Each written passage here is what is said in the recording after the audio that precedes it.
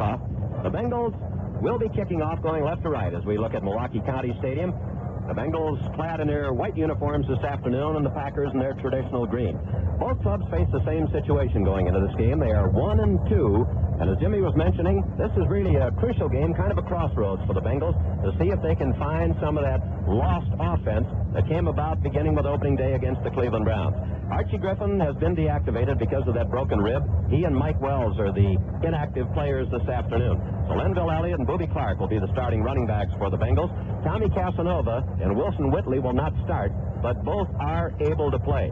So we'll have the defensive lineman in the secondary the same as it's been the last 3 weeks. Marvin Cobb will play the strong safety spot, and Mel Morgan will be at free. Walter Johnson will start at defensive tackle for Whitley.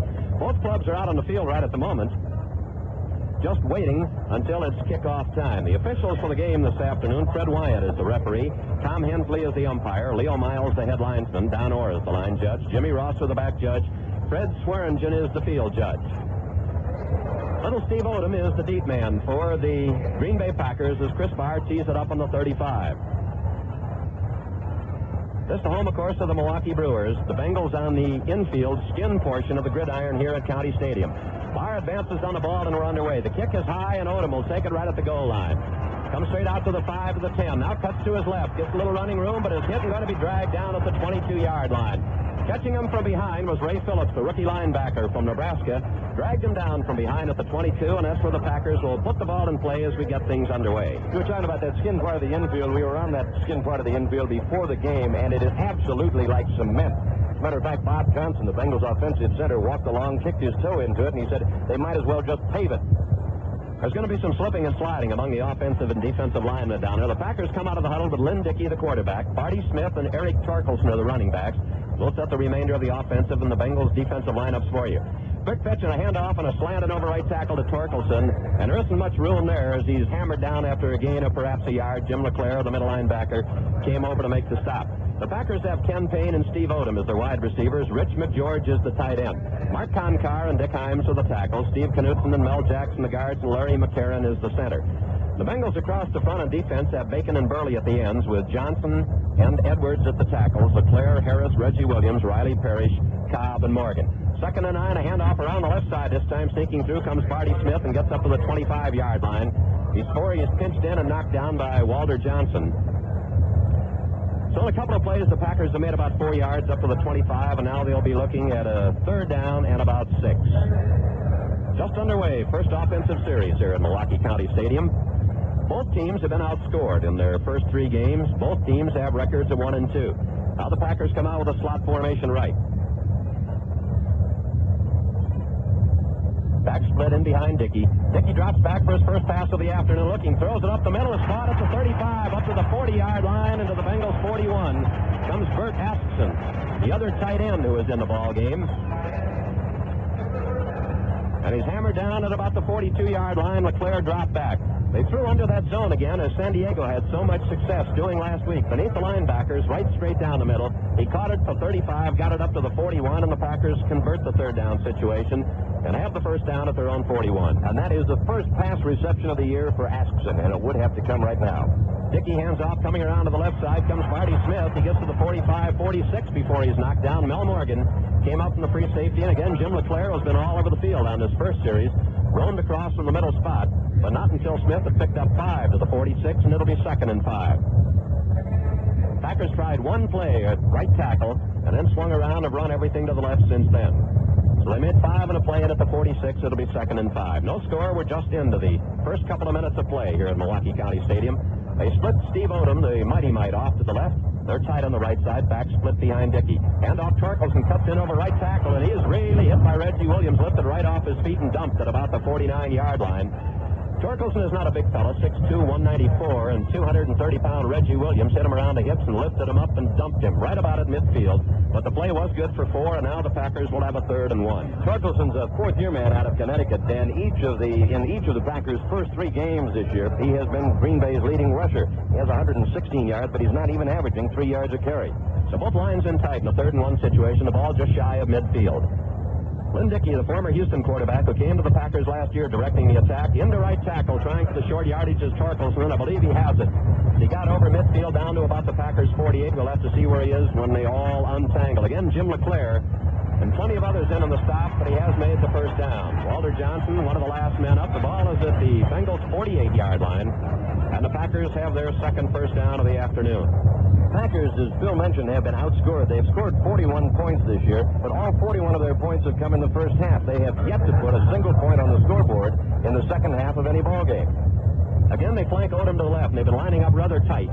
Hand off Torkelson wide around the right side. Flies through the air. A flag is down as he reaches the Bengals' 45-yard line. Again, Jim LeClaire over there to cut the legs out from under him. Also into the stop on that side, Bo Harris, the left side linebacker. But the first penalty of the afternoon, and the Packers are retreating to indicate the penalty is against them, and we get the signal from Gary Burley who indicates the penalty is against the Packers, so he'll walk off some yardage. It's going to be a 10-yard walk-off. It'll take it back to the Packers' 42-yard line, and we'll get the holding call. The first penalty of the afternoon, a hold against the Packers, moves it back to their 42, and now it'll be first and 20. We ran into one of the Bengals' real super fans here just before the game, Larry Goldsmith from Mansfield, Ohio. Phil, I think we've seen him in Atlanta, we've seen him in Kansas City, we've seen him in Chicago, Detroit, and now in Milwaukee. He and his daughter flew in this morning from Columbus. He gets around, so Bert Askson, the tight end, in place of Rich McGeorge, is slot left. Odom is the wide man to the left. Packers back at their own 42. In an eye, a pitch to the deep man in the eye. Torkelson has no place to go. He's hit back at about the 39 and spun around first by Coy Bacon, and then 3 or 4 Bengals get there quickly and drop him, and there'll be a loss of perhaps 2 or 3 yards on the play. Reggie Williams came over from the linebacking spot also to help out. They're going to spot it back at the Packers' 39-yard line, so it is a loss of 3, and now it'll become second and 23. Back to throw, spins away from one man, now some room to run, comes up to the 40, and will be knocked down at about the 47. Bacon and Burley pinched him from the outside, and Dickey then moved out the middle, got up to the 45, the 46-yard line before Jim LeClaire nailed him. So Dickey on the run gets about 7, and now the Packers will look at a third down with still about 16 yards to go for the first down. Dickey doesn't run that often. In the first 3 games on plays that he was either designed to run or was forced to run, he's carried only twice in the first 3 games, picking up a total of 16 yards. The Packers have converted both the third down situations that they've had thus far in the game. Now Willard Harrell has gone into the game, replacing Torkelson. Come out with a slot formation to the right, and Dickey goes back to throw. Fires up the middle. It's intercepted by Jim LeClaire, I believe, at about the 35-yard line. It looked as though the pass was intended for him. It was Jim LeClaire who dropped back out of that middle linebacking spot, and Dickey, trying to throw behind him, actually threw the pass short right into LeClaire's arms, and the Bengals will take over at their own 36 where he slipped and then was down. So there's timeout on the field. Score Bengals nothing, Packers nothing.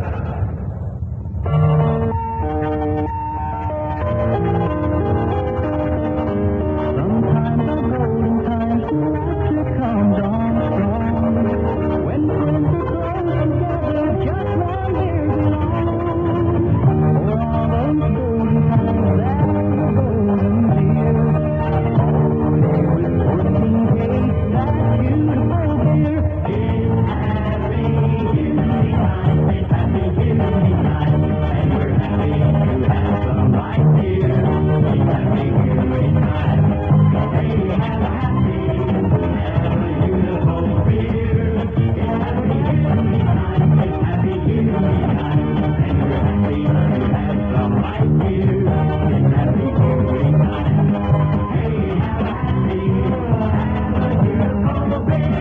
The pride of Cincinnati's great brewing tradition.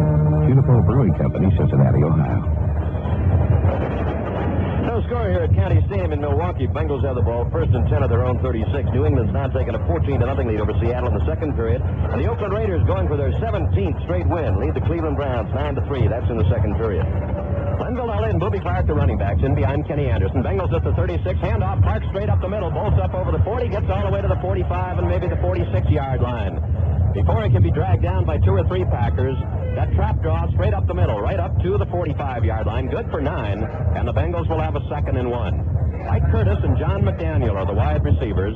Vincent Clark and Elliott are in the backfield. Kenny Anderson is the quarterback.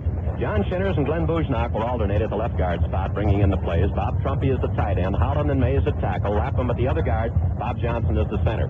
2nd and 1, Bengals at their own 45. Curtis far side, near side McDaniel. It goes in motion toward the line of scrimmage. A pitch out. This one will go for nothing. Breaking through was Mike Butler, the left end, who nailed Glenville Elliott before he had ever had a chance to get out of the blocks. About a 6-yard loss, that pitch out. They were attempting to sweep left, and Mike Butler, the left end, was not blocked at all and nailed him way back at the 39 for a loss of 6. That's the wrong man not to block. Mike Butler, a 6'5", 265-pound rookie out of Kansas, has 4.7 speed in the 40, and he was in that backfield almost at the same time Anderson was effecting the pitch out. So slot formation left, with Curtis Wide and Johnny Mack in the slot.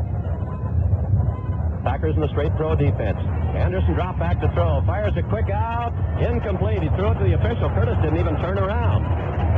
Curtis had not turned around at all. He had gone deep, and there obviously was a mix-up between Curtis and Anderson on that play. Anderson was looking for Curtis to hook and come back, and he went straight downfield, and the ball was thrown about 10 yards behind him. So Anderson goes over to talk to Curtis now as they try to get this thing straightened out. So it's incomplete, and Pat McAnally will have to boot for the first time this afternoon. Line of scrimmage is the Bengals 39. Willard Harrell, along with Johnny Gray, are the twin safeties back for the Packers, standing between their 20 and 30. The wind down on the field is not much of a factor. McAnally's boot. Low driving kick, not particularly good. It'll be taken by Harrell at the 27. Gets one block on the far side at the 30. Will make it to about the 34 or 5-yard line before he's knocked out of bounds on the far side of the field. A lot of Bengals over there to help push him out of bounds right in front of the Packer bench. There's time out on the field. Score Bengals nothing, Packers nothing.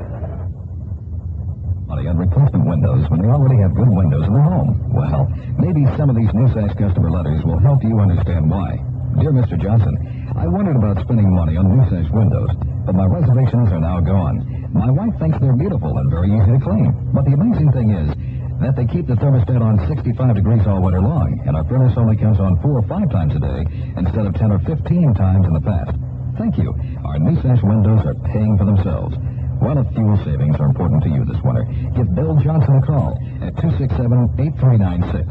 New Sash is the only window with a good housekeeping seal of approval, and New Sash replacement windows are custom-made for a perfect fit.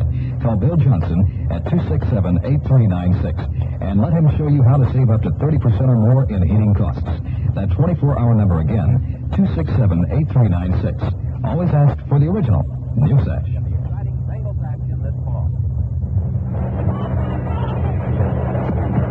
Updating the scoreboard, New England leading Seattle 14-0 second period. Oakland over Cleveland 9-3 second period, and the Jets and Buffalo are now tied 7-7 in the second period. And Chet Markall, who kicked those 2 field goals in the final minute and 14 seconds up here in that preseason game, needs only 2 more points to become the number 6 scorer in Packer history. We'd like to stop him from doing that this afternoon. So the Packers start out at their own 34. Split Odom wide left. Back split, a handoff wide to the right side goes Barty Smith. Cuts back in, works his way up to about the 39-yard line. With the flow going wide right, Smith cut back in, got to the 39. He was dumped over there by Mel Morgan, who came up from the free safety spot. But not until he picked up about 5 up to the 39. Now the Pack will have a 2nd and 5. Green Bay has had offensive line problems. The retirement of both Bruce Van Dyke and Gail Gillingham left a big hole in there, and the Packers have not been able to establish much in the way of a running game to any consistency. They couldn't do it last week against Minnesota, and Dickey muttered the old phrase that you've heard time after time: if you can't run, you can't do anything. Slot formation right. Handoff coming around to the left side now is Torkelson, or Smith, and he gets through up to about the 40 to 44-yard line before Bo Harris, along with Walter Johnson, can pin him down very close to what is needed for the first down. Again, he picked up very close to 5 yards. The Packers running those actually what amounts to a veer offense as they start out wide and will cut in over the tackles. And 2 plays on this particular series have been successful for about 5 yards each. Dick Himes is up there to check the measurement. Dick Himes, of course, number 72, an old, reliable 10-year veteran from Ohio State. He's been a starter since 1970 when he replaced Forrest Gregg, who's now the head coach of the Cleveland Browns. The 6 are put down, and they are about 6 inches short of the first down. So it'll be third with just those inches to go for the Packers at their own 44. 49 degrees and rather breezy here in Milwaukee, but it's not a factor down on the field. The ribbons on the goalposts are not blowing at any great angle. On high punts, they'll catch in the wind, but forward passes down on the field will not be too much affected by this breeze. Odom comes left as the Packers face 3rd and inches up at their own 44. Both lines bunched tightly, only Odom split wide to the left. Marty Smith, Torkels, and the running backs behind Dickey. And off and in the right side, getting the first down is Smith. Just went in a straight handoff and a dive. In over the right side, got across the 45 to the 46. Stop there, but the Packers have picked up the first down. They just ran on the right side behind Jackson and Himes. And McCarron in the middle, got the yard and a little more to about 2 out to the 46 and have another first down. That's the Packers' 4th first down of the afternoon. They had 3 of them in that first drive, and have now picked up their 4th of the afternoon. Both teams 1 and 2 coming into this game, and both trailing their respective division leaders by 1 game. Again, Odom split wide to the right this time on a wide split as Dickey goes back to throw. Pass is batted down at the line of scrimmage, a dive, and it was not intercepted. It's just no good. Diving for the ball and mad about the fact was Jim LeClaire. The pass was batted down at the line of scrimmage. LeClaire dove for it at the 45. It was ruled a trap. And so at the 46-yard line or 45, it'll be 2nd down and 10. Jim LeClaire doesn't normally get that mad. He spiked that ball good, and a little heated argument there with the officials. Bo Harris, the left side linebacker, with LeClaire in the middle. Reggie Williams on the right side. Parrish and Riley are the corners. Marvin Cobb is the strong safety, and Mel Morgan is the free. Now Ken Payne goes out wide to the right side. And Odom, who had lined up in a slot, now comes over to the near side, and they have the wide men split on both sides. 2nd and 10 at their own 46. On a draw play, a handoff up the middle. A hole is there up to midfield, down to the Bengals 48 comes little Willard Harrell, who's in the backfield. Nailed back there and stopped by Eddie Edwards, who drifted back from the line of scrimmage.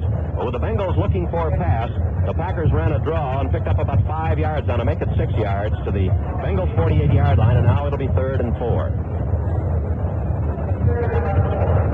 Dickey has hit 1 out of 3 this afternoon thus far, and the Packers have controlled the ball here for the first 9.5 minutes or 9 minutes of this ball game. The Bengals have had just 1 series, ran 3 plays, and had to punt, and the Packers have had it the rest of the time. 3rd and 4 at the Bengals 48. Again, Dickey goes straight back to throw. Steps up in a pocket, now fires down the middle. Was it caught at the 35? It was. Caught by Ken Payne, doing a slant, and Kenny Riley was right there to drag him down immediately. He did it cross. Mel Morgan dragged him down. Across right at the Bengals 35-yard line. Payne gathered it in, and the Packers have the first down at the Bengals 35. They brought the ball from their own 34-yard line after returning the punt. We have no score here. 5 minutes and 15 seconds left to play in this first quarter. That's the second pass that Dickey has completed, both of them on 3rd down situations. The first one to Astson for 16 yards, this one to Payne for 13. Handoff, running in over right tackle. Again goes Barty Smith. Nothing fancy, just bruising in over right tackle. Makes about 5 as he got it down to the 30-yard line. Parrish knocked out the interference on his side. He was hammered down by a couple of men at the 30, but not until he picked up 5 more yards. And the Packers' running game, which has not gone well all year, is going particularly well on this series of plays right here. It'll be 2nd and 5. They've been working the tackles in between tackles and ends, and Dickey has thrown the ball rather sparingly.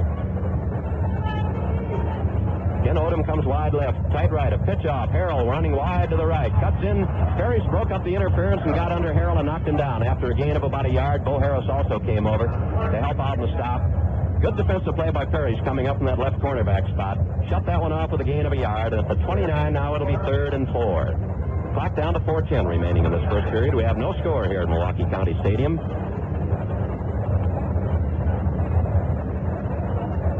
At the end of the first half, apparently, it's still Oakland 9, the Cleveland Browns 3. Odom again comes wide left. Dickey hands off on a draw play to Harrell. Cuts back, gets to the 25 and down to about the 23 and has the first down on the far side of the field. Willard Harrell getting a good block from Barty Smith, took that in the draw play, and Jim LeClaire finally knocked him down, but the Packers convert that 3rd and 4 situation on a 6-yard run by little Willard Harrell. Only weighs about 182, 5'8", tough to find behind those offensive linemen.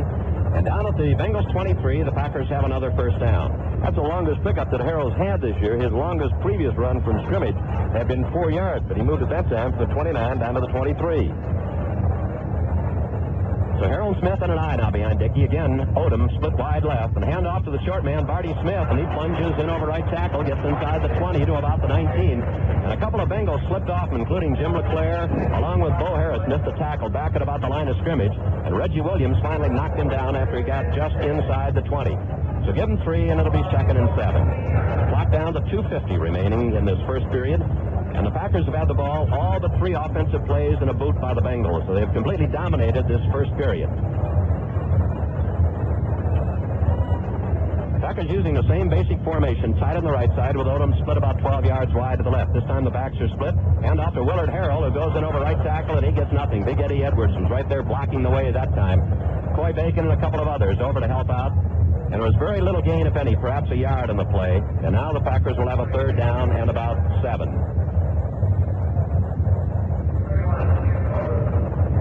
Jim Culbreth has replaced Barty Smith now at running back. So they have Harrell and Culbreth. Culbreth, a rookie from Oklahoma, 6-footer, 210. Scoreboard shows 3rd and 6 at the 19, but the nose of that football is right on that 20-yard line. This time they split wide men both ways. Askson comes over to the left. Coy Baker, Walter Johnson went across the line of scrimmage, got back. Dickey swings it out on the near side of Culbreth. Down to the 20, is hit and dropped at the 18. Tried a little swing pass out to the left of Culbreth. Reggie Williams came over and Mel Morgan and knocked him down. That'll bring in Chester Markle for an apparent field goal attempt. He got the ball to the 18, made a couple of yards on the play. The Bengals have finally stiffened and stopped, and he'll be kicking the ball off what is just about 10 feet perhaps to the left of second base on the baseball diamond. The ball will be spotted down at the 26-yard line, so it'll be a 36-yard attempt. Marco, of course, beat the Bengals with that 42-yarder with about 5 seconds to go in the preseason game. The ball is placed down. The kick is up and away, and it is wide right. No good. So Marco has missed from 36 yards out, and the Bengals will take over. And there's time out on the field. Score Bengals nothing, Packers nothing. Discount this and discount that. Sales on this and sales on that. Why trek all over town to save a few pennies here and there when you can shop one automotive store with savings on everything in the store? That's right. Corvairs is the place for store-wide savings up to 75% on everything. Corvairs has a full selection of CBs, 23 and 40 channels at tremendous savings. Corvairs has winterizing products like snow tires, batteries, antifreeze, and jumper cables, all at rock-bottom prices. And Corvairs has a complete line of motor oil, filters, plugs, and tune-up parts. Corvairs has everything you'll need for your car or truck. So truck it over to Corvairs. Corvairs has the best selection, the best prices, and 2 locations to serve you. Corvairs, 2000 Corvair Avenue, just off Alum Creek Drive, and 3254 Cleveland Avenue, North Columbus. Look for Corvairs store-wide savings in the Thursday's Dispatch, Saturday's Citizens Journal, and the Sunday Dispatch. Once you shop Corvairs, you'll be back. This is Jimmy Crum along with Phil Sam back at County Stadium in Milwaukee, Wisconsin. We have a scoreless deadlock here with 59 seconds remaining in the first period. The Cincinnati Bengals and the Green Bay Packers. Kenny Anderson in at quarterback as the Bengals will put the ball in play 1st and 10 at their own 20-yard line. His running backs behind him will be number 36, Lenville Elliott, and number 42, Boobie Clark. The fans here at County Stadium, Phil, may wonder if they're really looking at Boobie Clark or a reincarnation of one of their all-time favorites, John Brockington. Yeah, just about same size. Also wore the number 42, but John Brockington has been waived since we were up here the last time. Packer cornerbacks playing about 8 yards off that line of scrimmage. Curtis split near side, McDaniel far side, and the back split behind Anderson. The handoff is to Clark, who cuts back over the middle and gets to the 25-yard line for a gain of 5. Boobie cut inside right tackle, and then went straight up the middle, and Gary Weaver, the left side linebacker, finally brought him down. The Packers have Mike Butler and Bob Barber at ends. Dave Roller and Dave Purifoy are the tackles. Jim Carter is the middle linebacker. He's flanked by Gary Weaver and Fred Carr. Willie Buchanan and Mike McCoy are the cornerbacks. Steve Luke, the former Ohio State star, is the strong safety. Johnny Gray is the free safety. The 25, the Bengals made 5 and look at a 2nd and 5. Curtis far side, McDaniel in motion out toward the line of scrimmage. Hand off the second man, Elliott, coming wide to the right side. A flag is down, and he gets just back to the line of scrimmage, and that's all. A lot of Packers were over there to meet him. Fred Carr came all the way across from the right side linebacking spot to help out Gary Weaver on that side, and the penalty is going to be called against the Bengals. Preliminary indication is that it's holding, and that'll cost them 10 from the 25 back to the 15. They have just 19 seconds left to play in a scoreless first period. still haven't marked it off, but the indication is from everybody, and the Bengals backing up. Now we get the mark off that'll carry the ball back to the 15-yard line.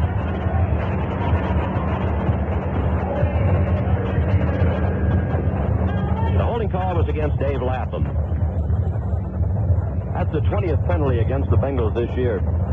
Of the 19 penalties that have been called prior to today, many of them came at a very, very bad time. The Bengals with 2nd and 15 now at their own 15-yard line. McDaniel split left, Curtis to the near side. Again, the Packer cornerbacks are about 8-10 yards off that line of scrimmage. Anderson goes back to throw, fires a swing out to Clark, gets the block, comes up to the 20, cuts up to the 30-yard line, and is rolled over there. Steve Luke came up from the strong safety spot to make the tackle. It was that quick slip screen to the left. Clark getting the ball, waiting for the block, coming over. John Shinner's pulling out. Put the block on the cornerback, and then Clark cut straight up the field and got to the 25 for a gain of 10. So we've come to the end now of the first quarter, and at the end of the first quarter, the score, Bengals nothing, Packers nothing.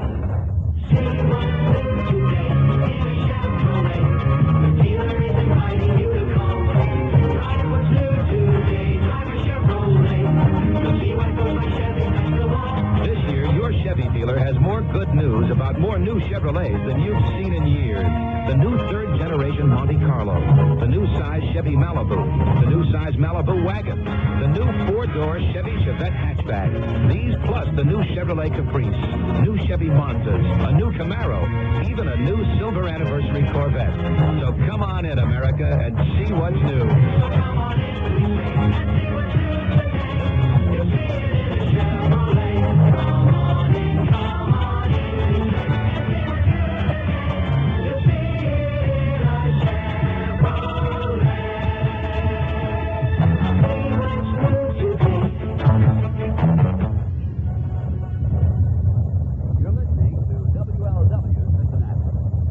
You're listening to the voice of the Cincinnati Bengals in Central Ohio, WMNI, where you'll hear the best in country music.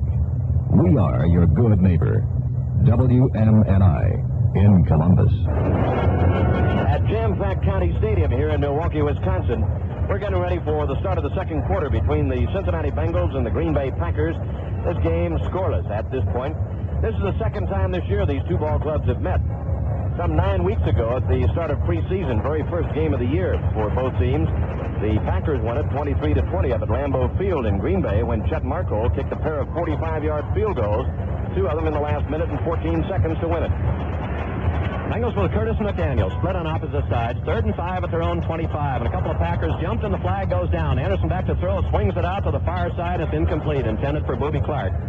Pass was a little low. A couple of Packers on the left side, Butler and Roller, came across that line of scrimmage. Now the question is whether they were drawn or whether they just came. The officials are consulting down there. The Packers have had a good pass rush. They've sacked the passer 13 times in these first 3 games. It is offside against Green Bay, and that'll put the Bengals up very close to a first down, if not enough for the first down. And they got Fran Tarkenton 4 times last week. So although this defensive line is almost completely rebuilt from last year, they have been able to establish a pretty good pass rush here in the early going. The ball is going to be just inches shy as it's brought out short of the 30-yard line, and the Bengals will have 3rd and inches to go for that first down. Not only did they sack Fran Tarkenton 4 times last week, but Ezra Johnson, a 6'4", 245 rookie who plays behind Bob Barber at defensive right end, blocked a point after touchdown for the 2nd straight game. The Bengals are bringing in a new backfield now. It's Tony Davis. Checks in along with Pete Johnson. Change of backs here on the 3rd and short yardage situation. Both lines are in tight. The handoff, Pete Johnson in over the middle. He's got the first down, but not by much. Made perhaps a couple of feet, maybe a yard on the play. But got the ball up over the 30 before he was submarine by the middle of the Packer line. Purifoy, Roller, Carter, all of them in there. Now the Bengals will bring in the regular backs, Clark and Ellie again, after that 3rd and short yardage conversion. So the Bengals pick up a first down up at the 31. No score in the game. We're just into the first minute here of the second quarter. The Packers have run off far more plays than the Bengals have thus far. Handoff, Booby Clark in over the right side, and Clark finds running room up over the 35 to about the 39 before he's nailed in the secondary by the safeties Johnny Gray and Steve Luke. On the draw, a slight delay and a trap, and they cleaned out the middle. And Clark got good running room up to the 38. Give him 7, make it about 8 yards on that play, and the Bengals will have a 2nd and 2. Pete Johnson was in for that one play. I don't know if you noticed him on the bus today, Phil. He used to have a goatee, but he'd shaved it off last night, and it almost didn't look like Pete Johnson. I almost didn't recognize him.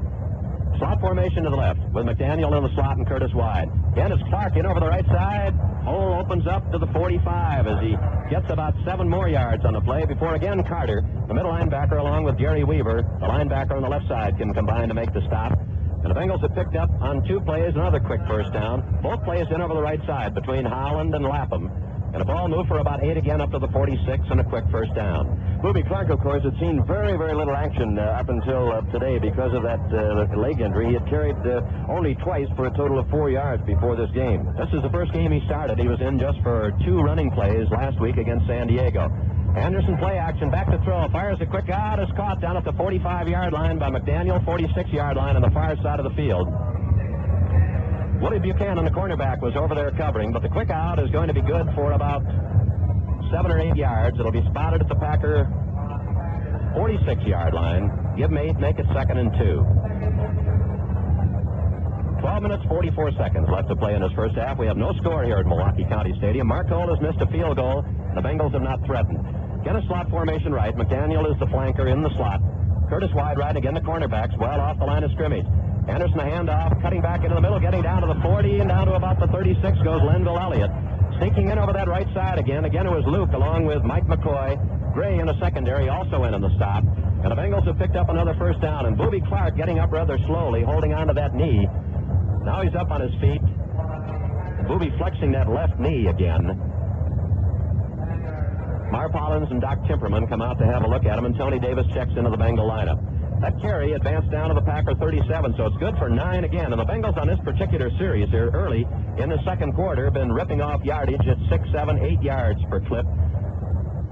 And a move from their own 20-yard line down to the Green Bay 37, where it's, again, 1st and 10. No score, 12:05 left first half.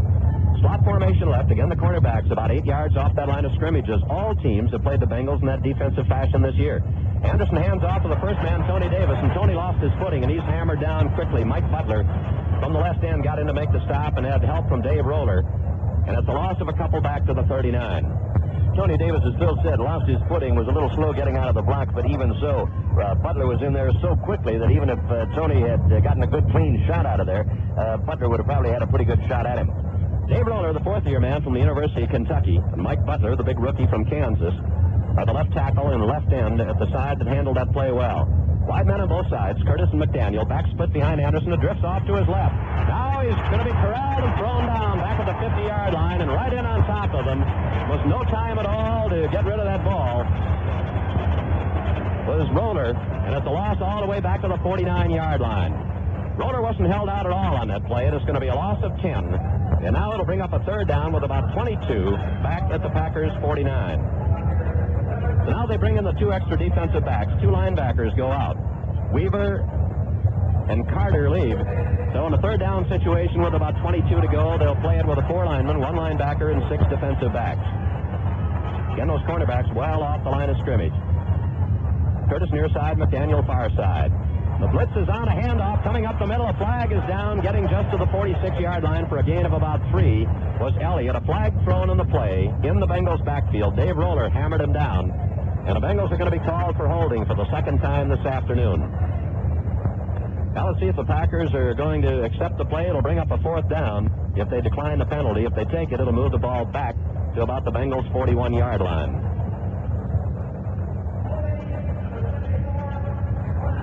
Holding against Bob Johnson, the Bengals offensive center, and the Packers are going to decline it. So they'll bring in McAnally to boot for the second time this afternoon. His first one traveled just 33 yards, and McAnally will be aiming this one for the coffin corner. Johnny Gray along with Willard Harrell drop back in twin safeties for the Packer. Harrell is always the deep man, and the short man Gray will be up about 10 yards, but not directly in front of them. They're spread across the field. Line of scrimmage is the Packer 46. The snap to McAnally. Drills this one down the near side. It'll take it at about the 7-yard line by Harrell. Gets away from one man, but can't get away from another, and he'll be hammered down by Jerry Anderson along with Glenn Cameron down about at the Packers' 6-yard line. Not a wise decision at all by Harrell to field that one. So as the teams change possession, there's a timeout on the field. Score remains Bengals nothing, Packers nothing.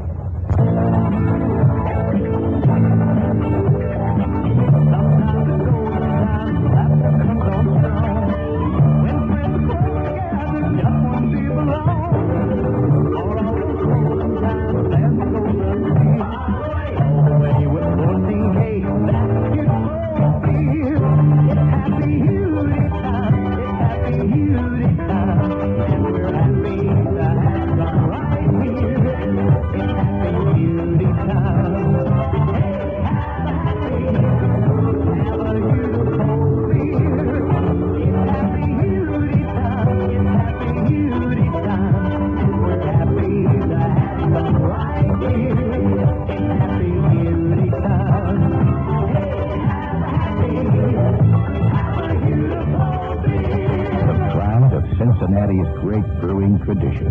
Beautiful Brewing Company, Cincinnati, Ohio. Updating the scoreboard once again in the third period. Oakland now leading the Browns 16-3. Houston has a quickie in there against the Steelers, leading Pittsburgh 7-0 in the first period, and New England has now taken a 21-0 lead over Seattle. Here with 10:39 to go, County Stadium, Milwaukee. No score between the Bengals and the Packers. Packers starting out at their own 7. Hand off is to Barty Smith, who tries to go wide left, and Coy Bacon wraps him up and drops him for a loss of a couple back at about the 5-yard line. Bacon, along with Kenny Riley, the cornerback over on that side, came in to shut off that wide sweep left completely. Knocked Smith down for a loss. Well, they're going to spot it at the 6-yard line, so make it a loss of 1, and now it'll become 2nd and 11. No score in this game. 10:15 left to play in the first half. Bengals across the front have Burley, Bacon, Johnson, Edwards, LeClaire, Williams, Harris, Riley, Parrish, Cobb, and Morgan. Wide split behind Dickey this time. Dickey hands off. Barty Smith in over left tackle. Bowls his way up over the 10-yard line out to about the 12. Slipped out of the grasp of Eddie Edwards at about the 7-yard line. Moved it all the way out to the 12-yard line before Reggie Williams could finally put him down for good. A gain of 6. Now it'll bring up a 3rd and 5 for the Packers. The ball at their own 12. Just on the edge of what is the dirt part of the infield. Next week, the Bengals have a Monday night engagement over at Three Rivers Stadium against the Pittsburgh Steelers. Steve Odom wide left, the back split behind Dickey. Dickey hands off, coming up the middle, getting to about the 15-yard line, and the way they scrambled, there may have been a fumble in there, and the Bengals are indicating they've recovered. Let's see, it's going to be short by a couple of yards of a first down. But there's been no indication from the officials that the Bengals recovered the ball. The Bengals did a little officiating of their own. And the Packers now will be forced to punt it away as they're looking at a 4th and 2. So David Beverly, who has averaged about 44.5 yards a boot thus far in this young season for the Packers, will kick it away to Willie Shelby. No score, 8:51 left, first period. Beverly punted 7 times last week against Minnesota, averaged 46.4. This will be the Packers' first boot of the afternoon. The snap back to Beverly, a big rush, but he gets it away. A good spiral that Willie Shelby will gather in at the Packer 49-yard line. Slips, goes to one knee, and is immediately downed right there. The man who got to him, put him down, was Andre Thompson. So again, we have a timeout on the field. Score remains Bengals nothing, Packers nothing. When you have a family, you just can't do it alone. Brings you to all every day. Brings you to all the way in protection. 2 heads are better than 1, especially when the name of the game is comedy. Amos and Andy, Laurel and Hardy, Abbott and Costello, Punch and Judy. Perfect partners, good to the last guffaw. Business insurance is no laughing matter. That's why you should select a Grange agent to be your partner in protection. Grange Commercial Custom Coverage lets you sleep nights. Let Grange do the worrying. That's what partners are for. Listen, when your Grange agent says, let's be partners. Brings you to all the way your partner in protection. When you have a family, you just can't do it alone.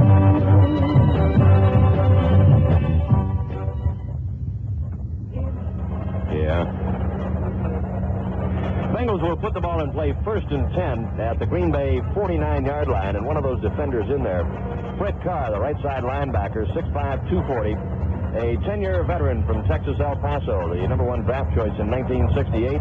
He is playing this afternoon in his 130th consecutive game for the Green Bay Packers. Carr is just an outstanding athlete. The Packers thought of using him as a tight end when he first came up. The Bengals get good field position on only a 37-yard boot by Beverly. Have wide men split both sides. Kenny Henderson with a long count. Hands the ball off. Booby Clark back in there. Booby through the left side. Gets inside the 45 to perhaps the 44. So Clark is shaken off that minor knee bruise.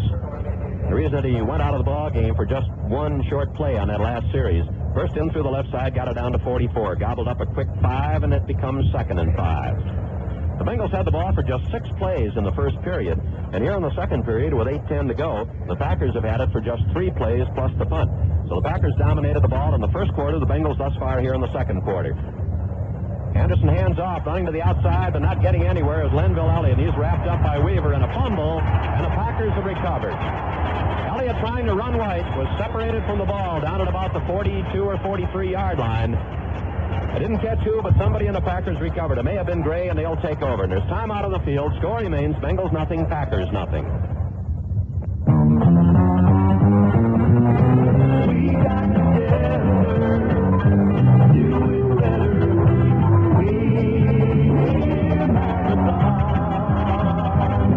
Doing it better is the only way Marathon knows how to do it. And we like doing business with folks who feel the same way. That's why Marathon does business with the guy known as the Marathon Man. You're a Marathon dealer. Because he does feel exactly the same way. Anybody can pump the gas and check the oil. But giving service and treating folks like something special, well, that takes a whole lot more.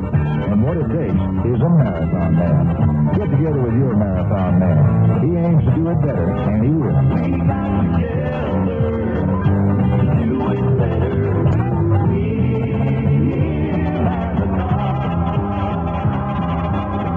Marathon Oil Company. We got together to do it better, and we did.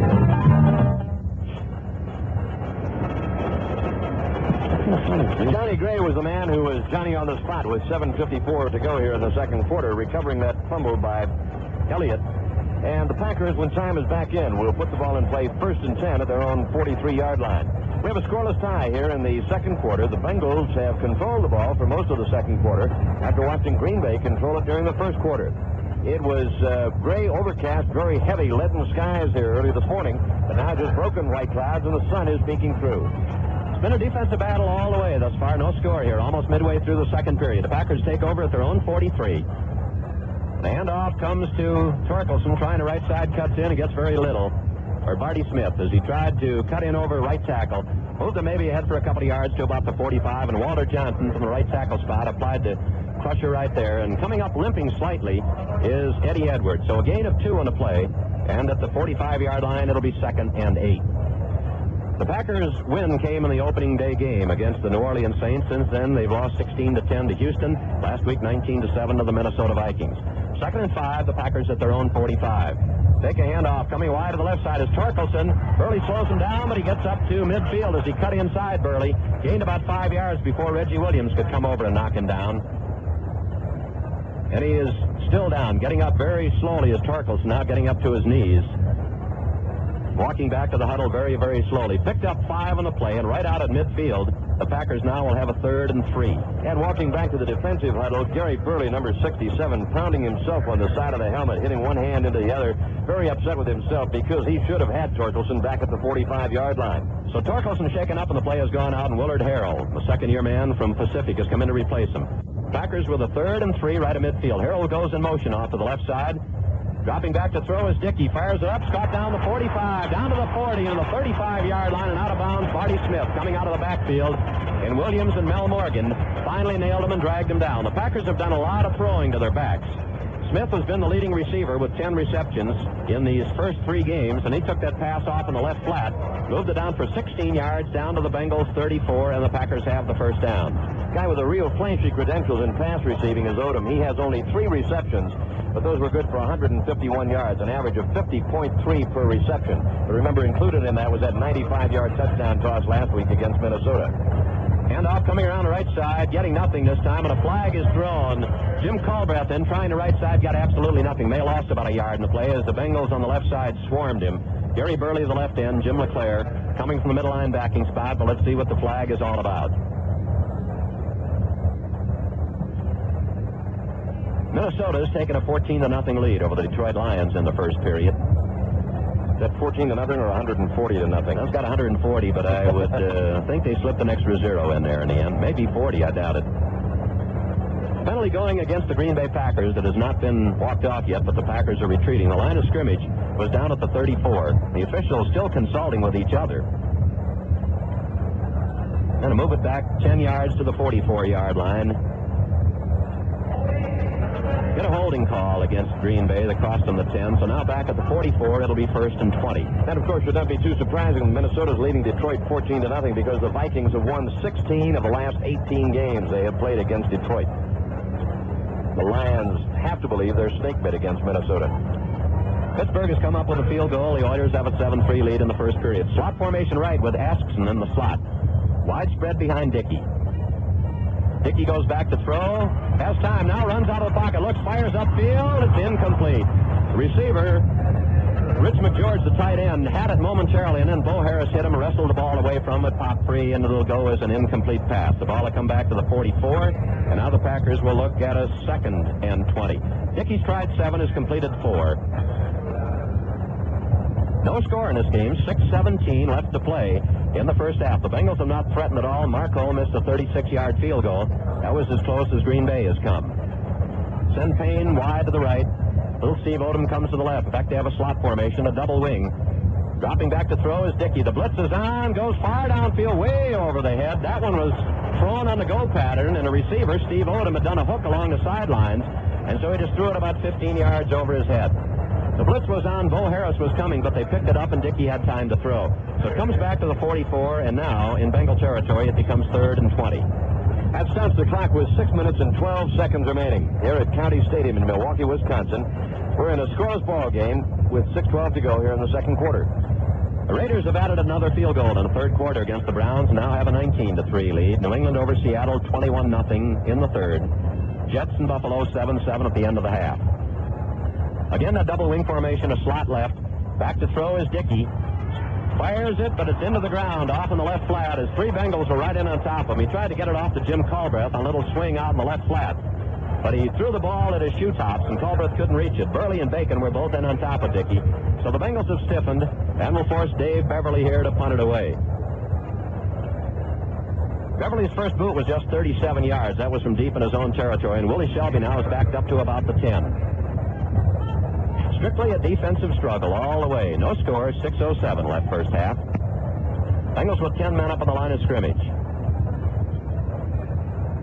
There's a snap back to Beverly.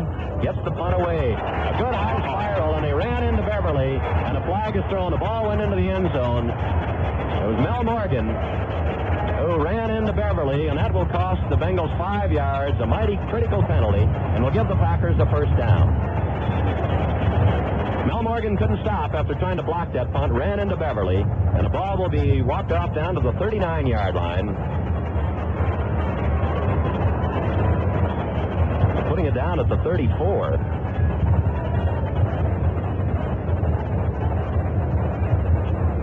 And that is a mistake. They'll have to go get it and bring it back to the 39. There they do as they consult with each other and find the ways of their error. So at the 39-yard line, the Bengals, by virtue of that penalty, give the Packers a very, very big first down. Once again, that penalty bug is cropping up and raising its ugly head, and that's what's been hurting the Bengals through these first 3 games, and has hurt them again here this afternoon. So wide right, a quick pitch. Harold around the left side. There won't be much room, but he gets away from a couple of men, and finally Bacon runs him out of bounds as a couple of Bengals missed tackles. Mel Morgan missed a shot at him coming up from the free safety. He's finally run out of bounds by Bacon, the end on that side, who drifted out with the play and finally knocked him down at the 34-yard line, ran him out of bounds after a gain of 5. 2nd and 5, Pack at the Bengals 34. Now Harold goes out of the lineup. Torkelson comes back in, so Smith and Torkelson become the running backs again. Odom wide left, they're tight on the right side. The Packers have used this formation most of the afternoon. Barty Smith straight up the middle, crunches his way down to the 30s. The flow went wide right, he cut in behind it, moved it down very close to the 30-yard line and very close to what's needed for the first down. Reggie Williams finally dropped him right at the 30. So it's a gain of 4, and it'll become 3rd and 1. Clock running down to 5.5 minutes left in the first half, and there's no score in this game in Milwaukee County Stadium. Again, Odom goes wide left. Bengals bunch the defense in tight. Dickey with a long count, gives it to the second man through Torkelson. He dives over the heap, but a flag is down as he made the first down to about the 26-yard line. Preliminary indication is that it is against Green Bay. Holding against the Packers. Well, there's a critical penalty called against the Packers just as the Bengals suffered one. They had a first down in the vicinity of the 26 or 27. Only lose 10, which will bring it back to the 40. And will now make it 3rd and 11.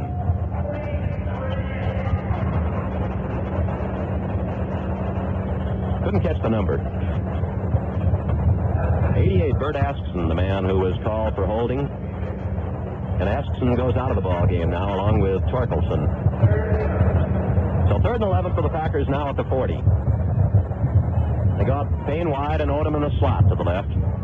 Smith and Torkelson in behind Dickey. The Bengals have intercepted Dickey once. LeClaire picked one off. Flag is down. Bacon was offside. As Dickey drops it out, McGeorge catches it at the 40. Reggie Williams will run him down, throw him out of bounds at the 35. Mel Morgan hit him, but just bounced right off him back at the 40. But Bacon came across the line of scrimmage too quickly.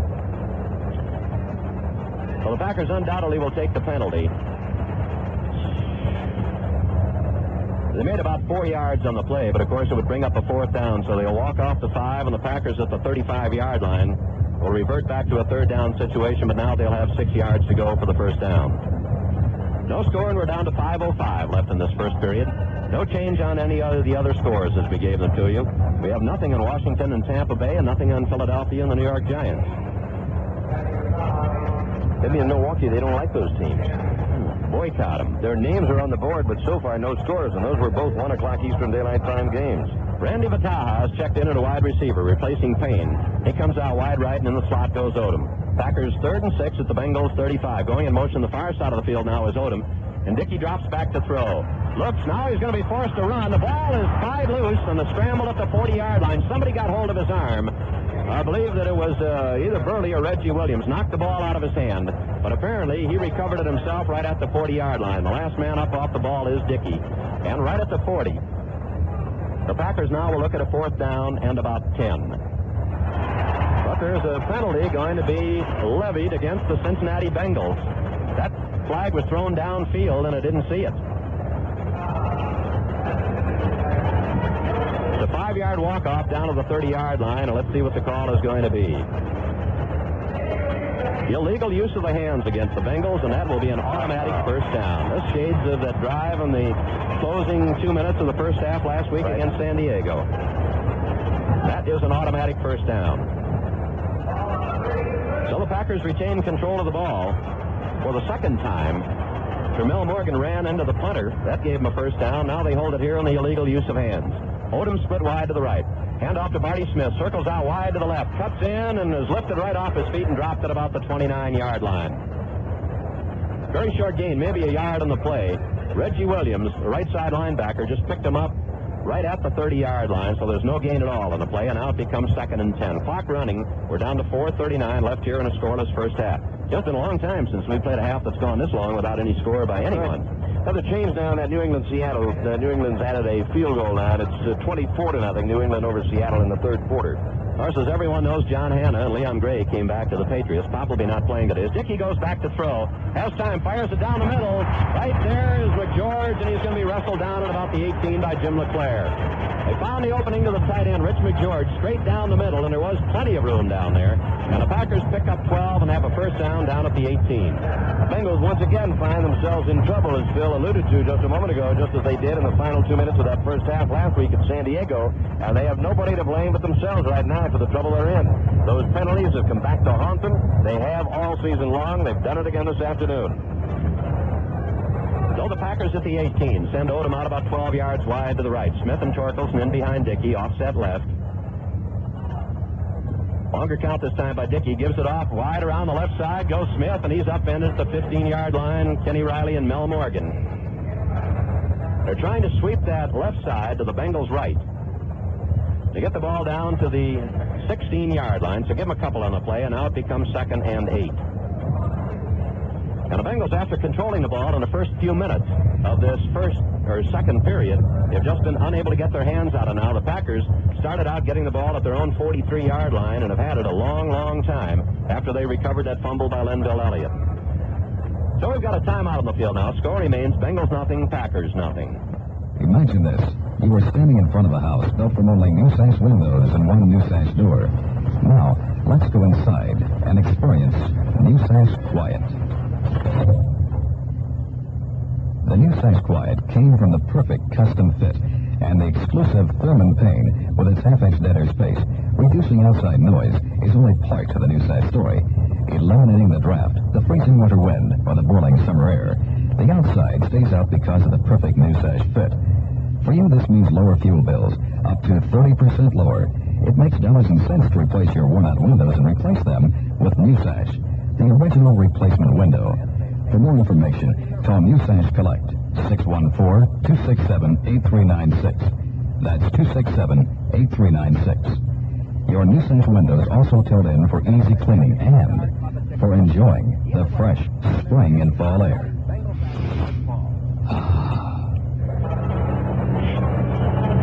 3 minutes and 9 seconds remaining here in the first half at County Stadium, Milwaukee, Wisconsin. Very, very defensive-minded. The Packers, very defensive-minded. The Bengals. Right now, the Packers are threatening. They have it 2nd down and 8 at the 16-yard line. Deepest penetration they have made. But up until this point, it has been strictly a defensive ball game, and the Bengals' own penalties have hurt them in this drive. Miami has a 20-10 lead over Baltimore in the second period. So Don Shula with a complete rebuilding program down there at Miami. And they've won 3 straight. Slot formation right, wide split behind Dickey. The Packers down at the Bengals 16. Hand off on a draw play, coming wide to the right and getting just maybe a yard or so. Cutting back in was little Willard Harrell, and Eddie Edwards had sniffed that play out, diagnosed it pretty well, and dropped him at the 14. So it's a gain of 2 more, and now it becomes 3rd and 6. The Bengals have not come close to scoring. Marco missed a 36-yard field goal for Green Bay. Ken Payne, one of the wide receivers, goes out now, and Randy Bataha, little ex-mite of the New England Patriots, replaces him. He goes wide left. On the near side is Odom. A wide split. Fake play action, back to throw is Dickey. Looks, fires down into the end zone. Was it caught? Touchdown. There was a question whether he was inbounds, but it was caught down in the end zone by Barty Smith, who came out of the backfield, went straight down the middle, and Reggie Williams, just throwing his hands up in despair, caught it right near the end line, going straight down the field. So the Packers have scored on the pass from Dickey to Smith, 14 yards, and take a 6-0 lead.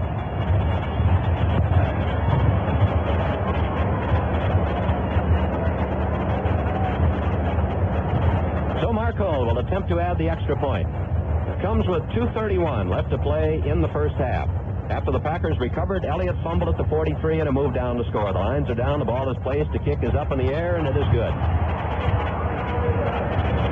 So we have 2:31 left to play in this first half, and Green Bay has drawn a 7-0 lead. Let's pause 15 seconds for station identification. This is the Cincinnati Bengals Football Network.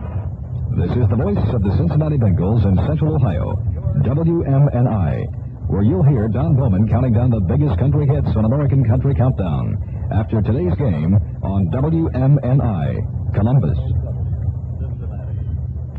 The pass to Barty Smith covering the last 14 yards, and so the Packers moved 57 yards in 17 plays, aided immeasurably by 3 very costly Cincinnati penalties. Of course, there were 2 penalties against Green Bay on that same drive, but the 3 against Cincinnati, I think, hurt Cincinnati more than the 2 against Green Bay hurt them. So with 2:31 to go, the Packers break the scoring ice and take a 7-0 lead. And as the Bengals have found out in 2 of their first 3 games, they now have their backs against the walls and they have their work cut out for them. And it's time to play catch-up football, and that's no fun. Willie Shelby is the D-man. Jerry Anderson and Tony Davis flank him. And for the second time this afternoon, Marco gets set to kick off. There's the boot. It'll carry down to about the 5 where Shelby will gather it in. Come straight up to the 15 to the 20. In a hole to the 30.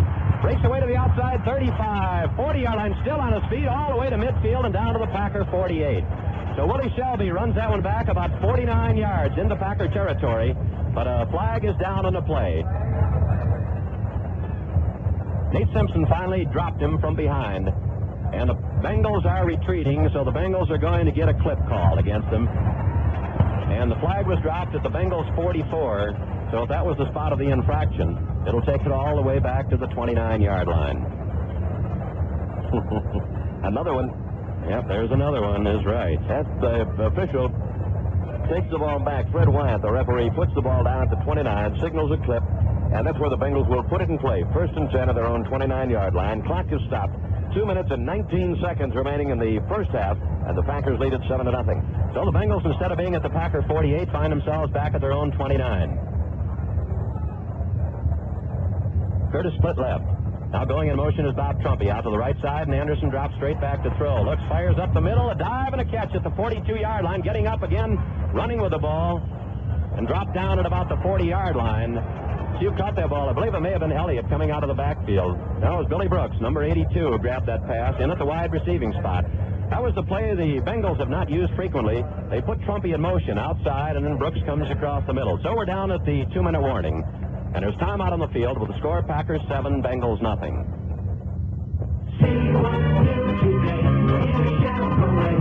The dealer is inviting you to call.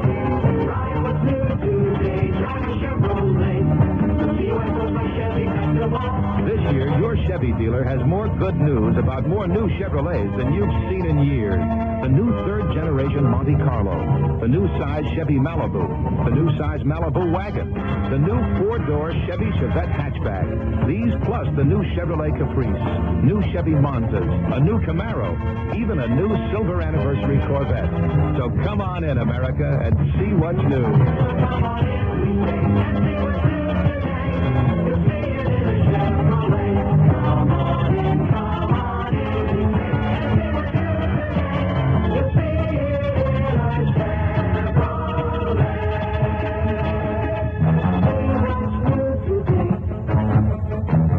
it in a Chevrolet. It's almost a repeat of last week, except it came earlier. The Bengals trail the Green Bay Packers 7-0 with 2 minutes to go here in the first half. Cincinnati is 60 yards away from Green Bay territory from the end zone, and right now would be a good time for Kenny Anderson to do what that Southern Cal quarterback did against Alabama twice in the last 5 minutes yesterday. Just move that ball club right down the field and get them in for that 7 points and tie the thing up here at the end of the first half. Anderson, so far, has completed only 3 out of 4 passes for 34 yards. Well, teams spend a lot of time on the 2-minute drill, and the Bengals have an opportunity to put it into motion right here. Bill Brooks goes wide right. Curtis comes to the near side. The back's in an eye behind Anderson. Play action, Anderson back to throw. Fires up the middle, is caught by Trumpy at the Packer 45, and he gets all the way down to the 35-yard line. So Bob Trumpy, one of those infrequent receptions this year, that is only the second pass that Trumpy has caught in 4 games, and he gets it down to the Packers' 36-yard line. So the Bengals going without a huddle, putting the plays in by 2s.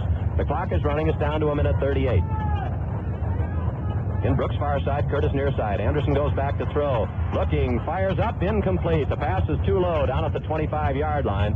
The roller gave Anderson a pretty good belt just after he got that pass away. Trumpy again was the intended target. A pretty good rush, and Anderson came up short in the pass. So that stops the clock with 1:30 left. And at the Packers' 36-yard line, the Bengals now have a 2nd and 10. That Miami-Baltimore game going on today in Baltimore. That's, of course, the battle for the AFC Eastern Division lead. Miami and Baltimore both 3-0. And in the second period, the Dolphins lead Baltimore 20-10. Curtis goes far side. Again, the cornerback's about 8 yards off that line of scrimmage. Anderson back to throw. Fires it up. It's caught the 30-yard line. Still on his feet. Brooks dropped it about the 29. So Brooks taking that ball, slanting in toward the middle, coming across, got the ball just down to the 30, and now it becomes 3rd down with about 4 to go. The Bengals go without benefit of huddle. Packer player roller slow getting over there. It stopped the clock momentarily with 1:14. And now they're going to change footballs. Bengals at the Packers' 30-yard line with a 3rd and 4. Now a signal for the clock to start, and it does. Wide men on both sides. Back to throw. A little swing out to Elliott. At the 30-yard line, he's down to the 25 and gets the first down to about the 23-yard line. Glenn Bujnak and Purifoy get into a little shoving match down there. Purifoy taking exception to what he thought was a late block by Bujnak, but nothing is broken up quickly. Now, with a minute left to go, there's a timeout called in the field. Score, Packers 7, Bengals nothing. Discount this and discount that. Sales on this and sales on that. Why trek all over town to save a few pennies here and there when you can shop one automotive store with savings on everything in the store? That's right. Corvairs is the place for store-wide savings up to 75% on everything. Corvairs has a full selection of CBs, 23 and 40 channels at tremendous savings. Corvairs has winterizing products like snow tires, batteries, antifreeze, and jumper cables, all at rock-bottom prices. And Corvairs has a complete line of motor oil, filters, plugs, and tune-up parts. Corvairs has everything you'll need for your car or truck. So truck it over to Corvairs. Corvairs has the best selection, the best prices, and 2 locations to serve you. Corvairs, 2000 Corvair Avenue, just off Alum Creek Drive, and 3254 Cleveland Avenue, North Columbus. Look for Corvairs store-wide savings in the Thursday's Dispatch, Saturday's Citizens Journal, and the Sunday Dispatch. Once you shop Corvairs, you'll be back. Bengals are in much better shape now than they were a minute and 19 seconds ago. It's 1st and 10 at the 23. 1 minute remaining in the first half.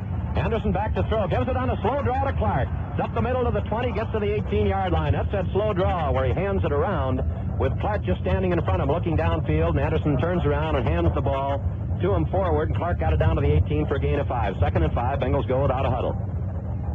Clock down to 40. Anderson goes back to throw. Looking, swings it up to Elliott. Down the middle to the 15. Lendl to the 10 and gets all the way down to the 5-yard line. Little dunk pass. Now the Bengals will call a timeout to stop the clock with 33 seconds left as Kenny Anderson walks over to the sidelines to consult with the Bengal coaches. Elliott taking that little pass right over the line short. Cut inside at the 15, was hit about at the 9, and dragged a couple of tacklers, including Freddie Carr, down to the 5-yard line. And the Bengals now have 33 seconds and 1 timeout remaining and have a 1st and goal.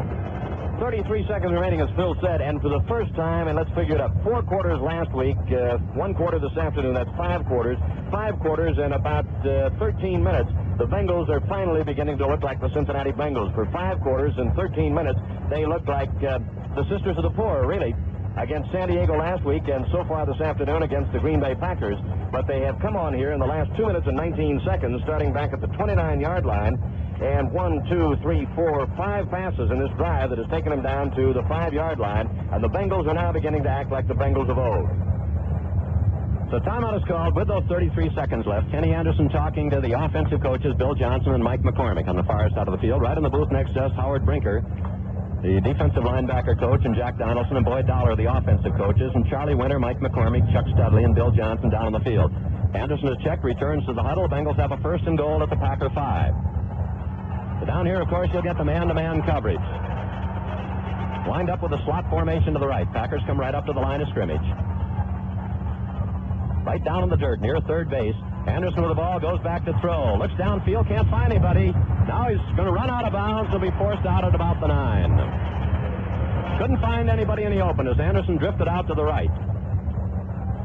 And there will be a loss on the play back to the 8-yard line. They're going to spot it. So it becomes 2nd and goal at that point. The clock stopped. The play took just 5 seconds. 28 remain. Tony Davis now checks into the Bengal backfield. Booby Clark goes out. Packers lead at 7-0, right down to the final 28 seconds here in the first half. Bill Brooks, who has replaced John McDaniel at the flanker, goes wide right, and Curtis comes to the left. Eichel draw double coverage over there from Mike McCoy, who's right up on the line of scrimmage. Anderson back to throw. The blitz is on. Is picked up. Fire down in the corner. Intended for Curtis. Incomplete. Covered down there. McCoy had him as Curtis went down and worked his way to the left toward that sideline. The blitz was on Jim Carter, or Fred Carr was coming, but is picked up by Tony Davis, and Anderson had time to throw the ball. So now at the 8-yard line, it becomes 3rd and goal. Clock has stopped. 23 seconds remain. That took another 5. Now John Shinners goes out, and Glenn Bujnak brings in the play. And if the Bengals don't make it here, they'll have to settle for a field goal here in these final few seconds of the first half. Packers lead at 7-0. Elliott and Davis are the running backs. Bill Brooks goes wide to the right. Remainder of the line is tight. Now Brooks comes in motion over the near side. Anderson goes straight back to throw. Looks, fires down, touchdown. Curtis right down the middle. Got away from Mike McCoy and took that pass right under the uprights, and the Bengals have put 6 points up on the board and have scored for the first time since the win over Seattle in the 2nd game of the year. And now Chris Barr will attempt the extra point to tie this game up with. The Bengals took the ball and moved all the way from back at their own 29-yard line. So Marvin Cobb will hold it, put it down in the dirt. Chris Barr will attempt the extra point.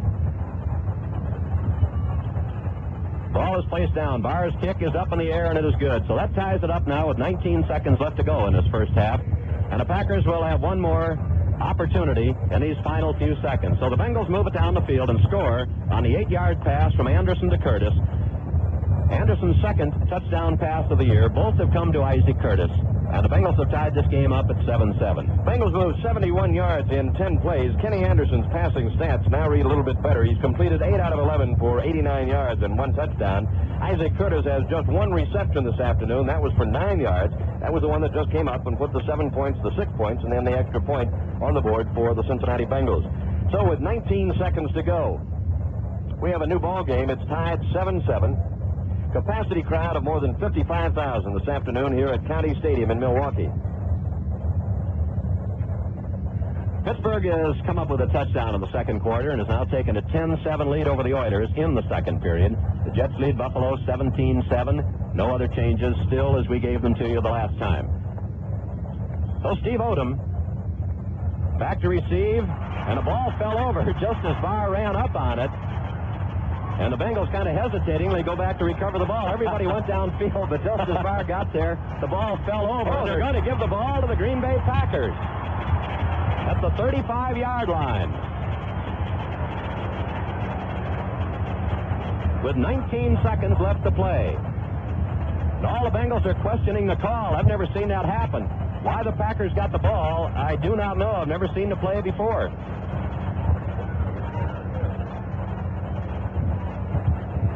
One that perhaps the officials have not seen either, because they've gotten together down there to talk it over, and now they've decided otherwise, that it is not Green Bay's ball. So we're going to kick it off over again. That's better. Apparently something, as Phil said, it's something we've never seen in 10 years of broadcasting the Bengals games. If Barr had kicked the ball or even touched it, of course, then it could have been, it was a free ball, and the Packers could have recovered it. But Tony Davis went back, and I thought he covered the ball, but Barr never made contact with the ball. The ball fell over as he was just about a step away from putting his foot into it.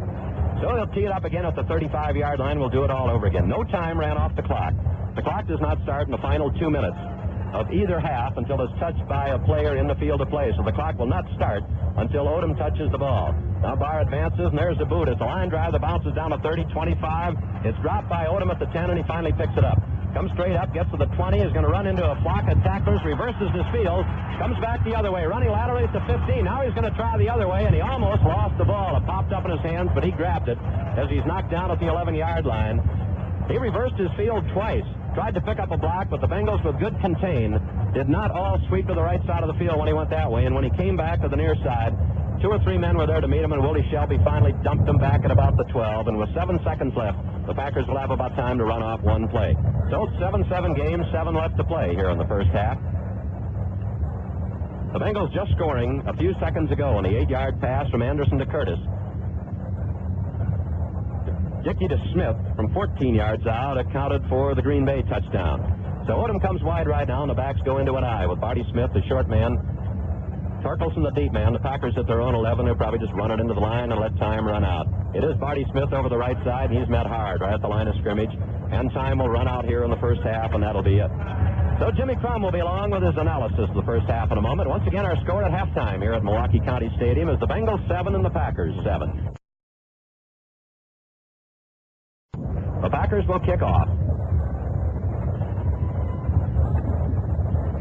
The Bengals had the ball for just 6 running plays, as I mentioned, in that first period, and had it 19 times from scrimmage on only what amounted to 2 offensive series, because they lost the ball on Elliott's fumble, and the Packers picked it up and went 57 yards to score. And then the Bengals came back with just 2 minutes and 19 seconds left and moved 71 yards to knot it up on the 8-yard touchdown pass from Anderson to Curtis. So the Packers kicking off, going right to left. Willie Shelby is the deep man, Tony Davis and Jerry Anderson the short man. There's Marco's kick. Will not be particularly long. It'll be taken by Shelby in a trot at the 10. Up to the 20, runs into a horde of Packer tacklers, and will be knocked down at about the 24-yard line. There was a fumble in there, but it was after he had hit the ground and the ball had been blown dead. And the Bengals will have the ball at about their own 24-yard line to start out here in this third period.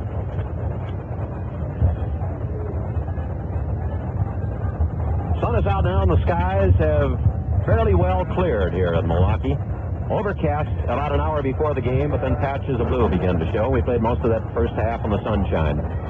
Bengals come out with a slot formation right. Billy Brooks is the flanker. He's in the slot. Curtis wide right. And off around the left side, cutting in is Elliott, and he runs into about 3 or 4 Packer tacklers as he gets out to the 29-yard line. Jim Carter, the middle linebacker, the fellow's had all kinds of problems with a couple of broken arms in his career. Mike McCoy up from the cornerback spot also to help out on the tackle, but they say that Elliott got to the 30. So it's a gain of about 5, and it'll be 2nd and 5. 7-7 ball game here in the opening minute of this third period of play.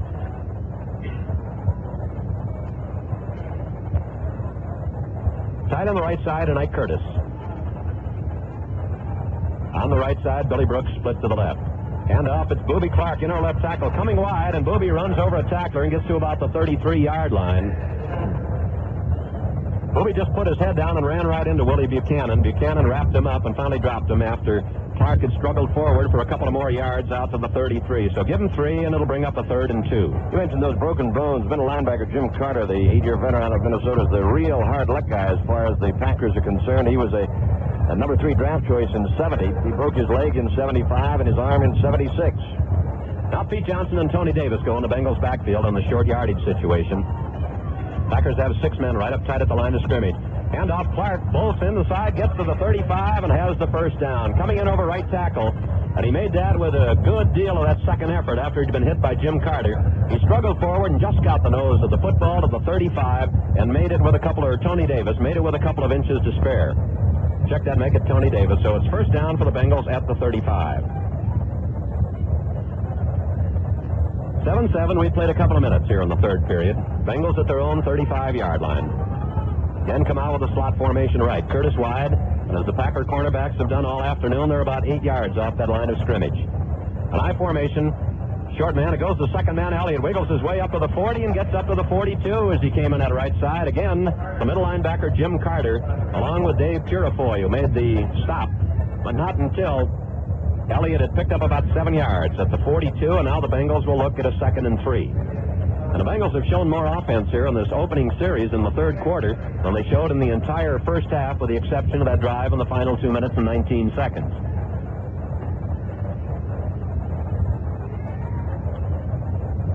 As they break the huddle, Curtis again rather tight on the left side. Brooks split out about 8 yards wide to the right. The back split behind Anderson.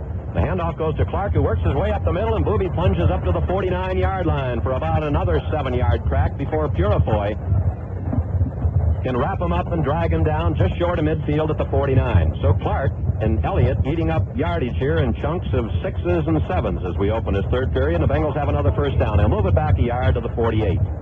Booby had a very respectable average that first half, carried 6 times for 39 yards. That figures out to 6.5 yards per carry. Now John McDaniel has replaced Brooks as the flanker. He split out to the right. Handoff into the line, and finding the going hard this time was Linville Elliott as he tried the left side in over between Rufus Mays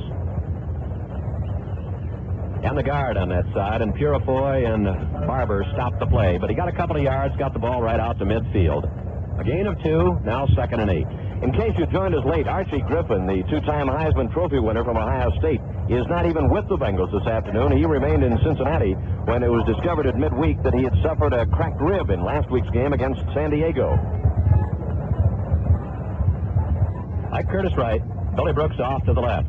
The Packers come across the line of scrimmage. Flags are down, and Anderson will be wrapped up and thrown down by Jim Carter. Not thrown down, just wrapped up and thrown back. The play had been blown dead, and Vern Holland didn't like the way that Carter treated Anderson and let the officials know about it. Well, we've got a change in that score up on the board now. Now it shows Baltimore leading Miami 17-14. So a correction of what we had, the 20-10 score with Miami leading before. So it'll cost the Green Bay Packers 5 yards. They were offside. It'll move it down to the 45, and now the Bengals look at a second down situation with just 3 yards to go for the first down. I wonder where that other score came from. That was up there for an awful long time. Sure was. No changes in the others. Yes, there is in one. New England now leading Seattle 31-0. Perhaps we did give you that one before. Bengals with a 2nd and 3 at the Packer 45. Wide men split on both sides of the field. The backs are split. Anderson hands off. Clark, the middle of the line, reverses himself, goes to the left, and gets about 3 yards, and they're hard-earned. He tried it straight up the middle, then veered off to his left. was dragged down by Roller and Carter. And now with another third down and about a yard situation coming up, Elliott and Clark go out. And Tony Davis and Pete Johnson, the short yardage men, come in. The ball is at the Packer 43, and it's 3rd and 1.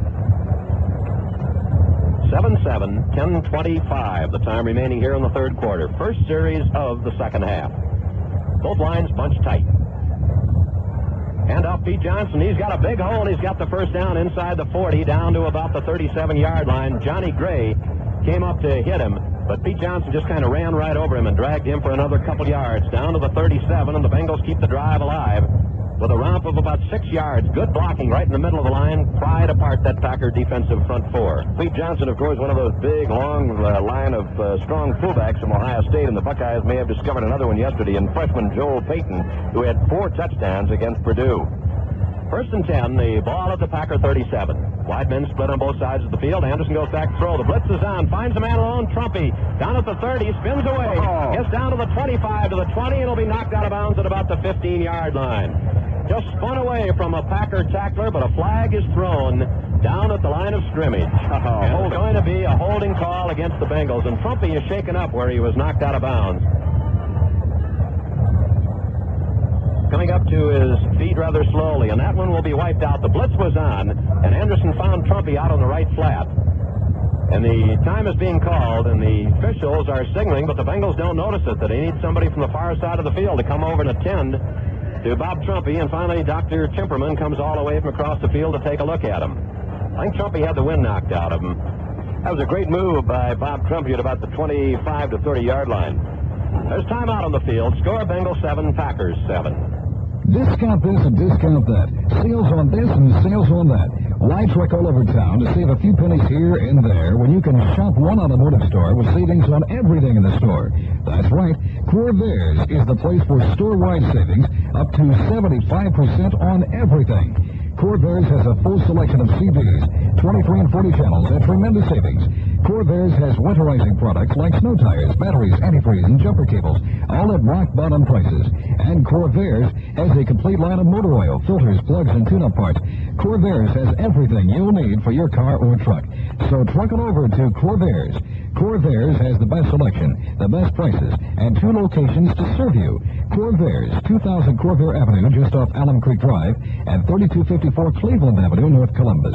Look for Corvair's store-wide savings in the Thursday's Dispatch, Saturday's Citizens Journal, and the Sunday Dispatch. Once you shop Corvairs, you'll be back. Bob Trumpy just crossing the far sideline, going back to the Cincinnati bench. It was either something with his shoulder or perhaps he had the wind knocked out of him. Dr. Timperman and Mart Collins both walked back with him and walked all the way across the field, and Bob seemed to be all right. That penalty against Cincinnati for holding on that pass from Kenny Anderson to Bob Trumpy, which nullified the play and moved the ball back to the Green Bay 47-yard line, was penalty number 6 assessed against Cincinnati this afternoon. 6 penalties for a total of 50 yards, and all 6 of them have come at a very, very crucial time. Jim Corbett has replaced Trumpy at tight end. Bengals now have a 1st and 20. The ball back at the Packer 47. Brooks and Curtis split on opposite sides. Anderson goes back to throw, fires it out on the flat, over the head of Booby Clark on the far side of the field. Trying to swing it out to the left side. He was covered well over there by Fred Carr, the right side linebacker, who had drifted out. And so had Bob Barber, the end over on that side. So it comes back to the 47, and it'll be 2nd and 20.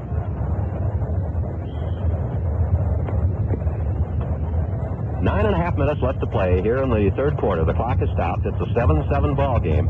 Both teams scored late in that second period after battling for about 26, 27 minutes without anybody putting anything on the board. Now it's a slot formation to the left with Corbett in the slot, both wide receivers up on the line of scrimmage, and Corbett goes in motion. Anderson back to throw, springs it out, catches that screen down to the 40, to the 45, 35-yard line, and out of bounds. On the far side of the field goes Elliott. That's that halfback screen. They have to wait for the 2 linemen, the center and a guard on that side, to pull out and set up the block on the linebacker and the cornerback. Then Elliott slipped inside, and finally Luke ran him out of bounds. The Bengals get about 12 in the play as he was pushed out of bounds at the 35. So it'll bring up a 3rd down now and 8. Those 2 safeties for Green Bay, Steve Luke, the third-year man out of Ohio State, and Johnny Gray, the third-year man out of Cal State Fullerton. They refer to them as the Hit Brothers. So a big third down play for the Bengals. 8 to go at the Packer 35. Brooks and Curtis going opposite sides of the field. The cornerback on the right side, Mike McCoy, comes right up to the line of scrimmage with Curtis. Corbett goes in motion, back to throw, goes Anderson, fires down the middle, incomplete, down at the 20-yard line. Curtis was coming across, and a flag is thrown back in front of where Anderson threw the ball. Roughing the passer is going to be called against the Green Bay Packers. A late hit on somebody, and with hands on hips walking dejectedly upfield is Ezra Johnson, a rookie, and it may have been assessed against him. So that will give the Bengals an automatic first down, get a break in the penalty department this time. And a walk-off will take the ball from the 35-yard line, the line of scrimmage, all the way down to the 20.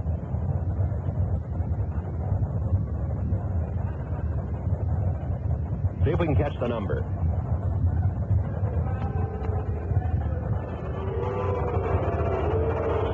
Couldn't catch it. We're windowed in here, so we can't pick up that PA outside. But it's down at the 20-yard line, and the Bengals have a first down at that point.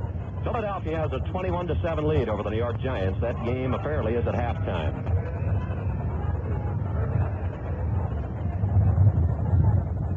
Curtis near side. Brooks split to the far side. Now Brooks comes in motion. Anderson hands the ball off. Wide around to the right side comes Ellie. Gets the block. Gets to the 15 along the sidelines to the 10 to the 5 and out of bounds, perhaps at the 2-yard line.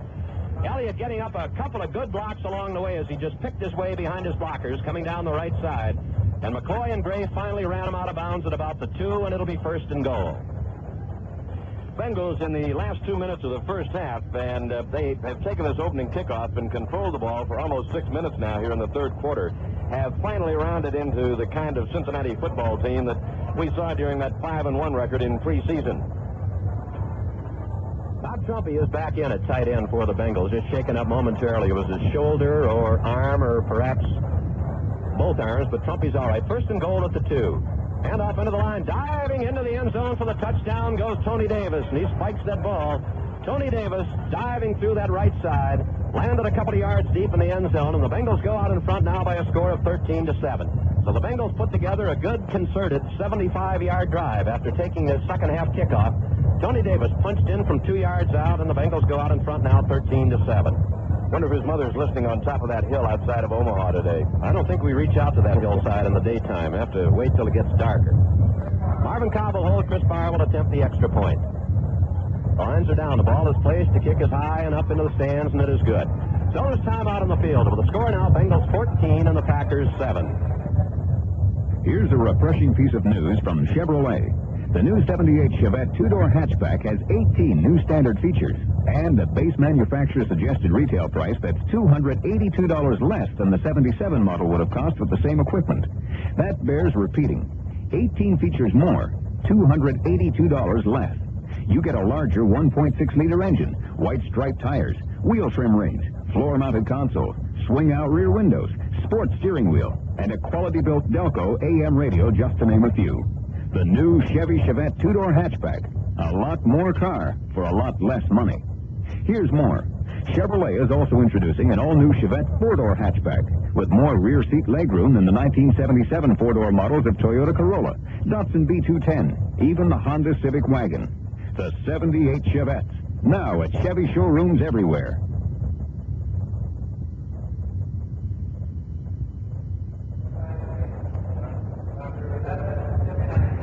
Here at County Stadium in Milwaukee, 9 minutes and 9 seconds remaining in the third quarter. The Bengals have taken a 14-7 lead. That Buffalo-New York Jets game is final, but the scoreboard is partially blocked by the stands to our right, and it's difficult to see. So we'll have to wait until we get that score, and we'll pass it on to you. But the Jets won the ball game. There's Barr's kick to Odom. It's high and it's very deep, way back into the end zone, about 5 yards, and Odom's going to try and come out. He's going to get to the 10, runs into his own man, and then knocked down at about the 18-yard line. Odom gathered that ball in about 5 yards deep in the end zone and came out with it. Jerry Anderson was the man who leveled him at about the 18-yard line. And Green Bay now has their hands on the ball for the first time here in the second half. They'll be starting out from their own 18. The Bengals defensively, with the same group, Bacon and Burley, Walter Johnson and Eddie Edwards up front. LeClaire, Harris, Williams. The defensive secondary the same. They send Odom out wide to the right and split the backs. Hand off and into the right side and getting very little as Barty Smith just tried to move in over the right side. An off-tackle power play, and Eddie Edwards was right there to stop it. And give Smith a couple of yards on the play. They put the ball out to the 20-yard line. It'll be 2nd and 8. Bengals lead it 14-7 now. 8:40 left to play in this third quarter.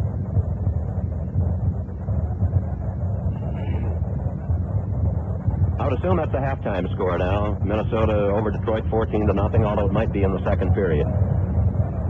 Odom comes to the left this time. And the backs, Smith and Harrell line up in an eye. It's Harrell running wide around the right side. He's running into trouble, and Jim LeClaire hauls him down at about the 21-yard line. Harrell trying to sweep wide to the right. Had to avoid a tackler at about the 18. As he cut in up at the 21, LeClaire nailed him for a gain of just 1 yard in the play. And now it'll become 3rd and 7. Again this afternoon, Jim LeClaire, the 6'3", 237-pound veteran out of North Dakota, a 6-year man, has been all over that field. He takes charge of that defense in that middle linebacking position and has really developed into one of the top middle linebackers in the NFL. Well, Ron Carpenter was scheduled to be released from the hospital this afternoon after a disc operation in his back, and Ron coming along well.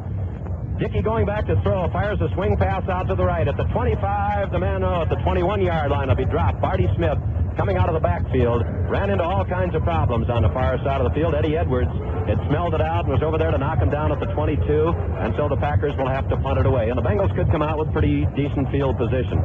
So David Beverly back to do the booting for the Packers.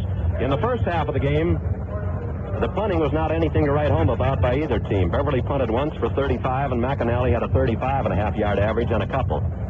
But Beverly with an average over 44.5 coming into this game. There's a snap back. A big rush is on. Very, very short kick high into the air. It'll land at about the Packers' 43 and go out of bounds right there. A big rush by Scott Perry. And Beverly punted that ball right straight up in the air, and the Bengals will come out with excellent field position. So there's time out on the field with a score: Bengals 14, Packers 7. Over the last 25 years, computers have transcended from science fiction conjecture to reality. It's truly amazing the advances that have been made in computer technology. Solutions to business problems by computer systems have increased productivity in sales, manufacturing, distribution, and accounting. Interactive Information Systems, more commonly known as IIS, is a computer systems company that has developed people-oriented packages, giving companies and corporations throughout America that competitive edge. IIS offers innovative systems in database management, inventory management, and material requirements planning. For computer solutions for your business, call IIS. In Central Ohio, call 224-0380. Interactive Information Systems, 370 South 5th Street, Columbus. IIS. That 23-yard punt by the Packers' David Beverly gives the Bengals excellent field position.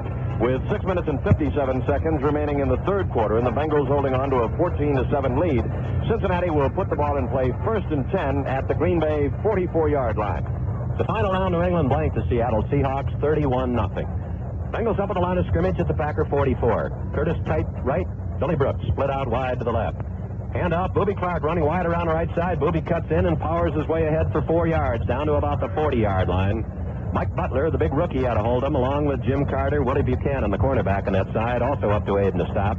He'll put the ball just a little bit shy of the 40-yard line, but for statistical purposes, that's where it is, and the Bengals now have a 2nd and 6. Bengals are due back at Greater Cincinnati Airport tonight, shortly after 7:30 on their United Airlines charter jet. Final now, the Philadelphia Eagles beat the Giants 28-10. Slot formation left. Trumpy is split out wide to the right. A quick pitch. Trumpy gets the cutback block. It's Elliott running wide right and gets to the 35. And that will be very close to what's needed for the first down. Carter and Weaver, the two linebackers, over there to make the stop. Trumpy went in motion toward the line of the scrimmage from his wide split on the right side. Cut back to get a block on the cornerback. And he powered the ball down at the 35-yard line, where it'll be a 5-yard gain and will result in a 3rd and 1. Now Tony Davis and Pete Johnson are back in the backfield for the Bengals. Short yardage, 3rd and 1. Packers put 7 men right up on the line of scrimmage. On count, handoff goes to Pete Johnson. He's got the first down, plunging in over the right side, moves the ball down to perhaps the 33-yard line, the middle of the line. Roller and Purifoy, and help from a couple others there to bring it to a quick halt, but Pete Johnson did his job, picked up the first down, and the Bengals have it at the Pack 33. Bengals leading 14-7. Scoring in the final 30 seconds of that first half to tie it up, and then coming out for the second half with a 75-yard drive after taking the opening kickoff to go out in front 14-7. Very methodical drive, 15 plays, and they used up almost 6 minutes. 5:07 time left in this third quarter. Slot formation left. Curtis wide. Handoff in over the left side goes Pete Johnson. There isn't much there. He gets maybe a yard, and that's about all. Brother Linville Elliott back in the ball game. Ezra Johnson, the other rookie, in at the right end spot in place of second-year man Bob Barber, made the stop. So there was no gain on the play by Elliott, and at the 33, it becomes 2nd and 10. Clock running down to 4:42 left in this third period. Final now, Oakland beat the Browns 26-10. The Browns got a late touchdown in the ball game. Wide men on both sides. Curtis far side, Billy Brooks on the near side. Packers come across and flags go down. Anderson back to throw. Fires it down. Brooks catches it on the 18 on a quick slant and goes down there. But flags were down. The Packers had jumped offside. If they were not pulled offside, the Bengals, of course, will take the play. Billy Brooks running a deep slant or perhaps a post, whatever you want to call it, went up high to grab the ball and went down, and Buchanan put him down right at the 18. Great reception that time by Billy Brooks. He had to make a diving stab for it. And that's one of the questions that fans have been asking this week. Why not throw more to Billy Brooks, a first-round draft choice a year ago? Coming into this ball game, he'd had only 5 receptions for 53 yards. So now Glenn Bujnak checks in. John Shinners goes out as the Bengals continue to messenger through their left guard. The offside penalty declined by the Bengals, and they'll take the ball down at the Packer 18. Brooks now has 3 receptions this afternoon for 31 yards.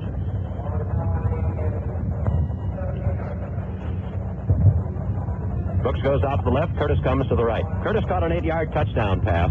Those final few seconds of the first half to get the Bengals into a tie. Boobie Clark and Elliott are the running backs. Wide split behind Anderson. Anderson to Clark up the middle. Hold is there. Boobie gets down to the 15, tries to swing out to the left, and is going to be dropped right about at the 15-yard line by Steve Luke, the strong safety. Good, hard, punishing tackler. Clark makes 3 on the play to the 15, and it'll be 2nd and 7. Here in this third quarter now, the Bengals have had the ball for 21 plays. The Packers have run only 3 plays and then were forced to punt, and that was that 23-yard punt by David Beverly that set the Bengals up in excellent field position at the Packers' 44. Now a double wing formation with Clark, the only back in behind Anderson. Out of the double wing to the left is Linville Elliott. Quarterbacks come up the line of scrimmage as Anderson goes back to throw. Fires down in the corner. It's intercepted and out of bounds at the 3-yard line by Steve Luke. It was intended down in the corner for Billy Brooks, and Luke stepped in front of the ball and intercepted it. Unfortunately for the Bengals, he ran out of bounds. His momentum carried him out because there was nobody along that near sideline. And Anderson intercepted for the first time today, and now there's time out on the field with the score, Bengals 14, Packers 7.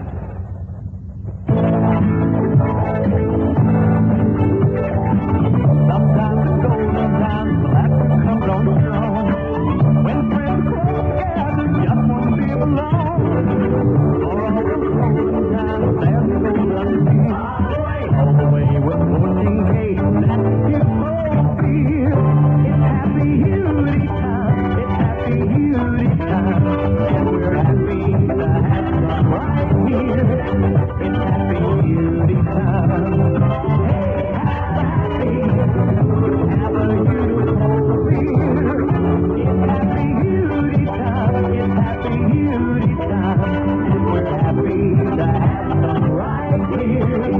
happy beauty time.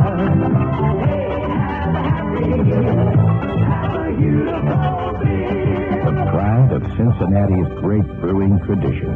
Beautiful Brewing Company, Cincinnati, Ohio.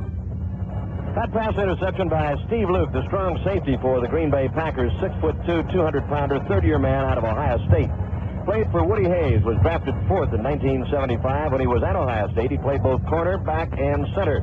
Last year for the Packers, he started 12 games, and he's in there again as that starting strong safety. That's only the second pass the Packers have intercepted this season, and Luke has them both. So the Packers start out deep at their own 3-yard line. Have Willard Harrell and Barty Smith as the running backs. They come out in an eye. Handoff goes to the second man, Harrell. He wiggles his way out to about the 5-yard line as he's slanted in off right tackle. Dragged down over there by Walter Johnson along with Burley. Eddie Edwards also into the stop. Let's pause 15 seconds for station identification. This is the Cincinnati Bengals Football Network. This is the voice of the Cincinnati Bengals in Central Ohio, WMNI. Follow the football action of the Notre Dame Fighting Irish Saturday afternoons here on your sports leader, WMNI, in Columbus. Packers up at the line of scrimmage. This time the handoff to the second man, Barty Smith, and he plunges out to the 10 and gets out to the 12-yard line as he comes to the left side.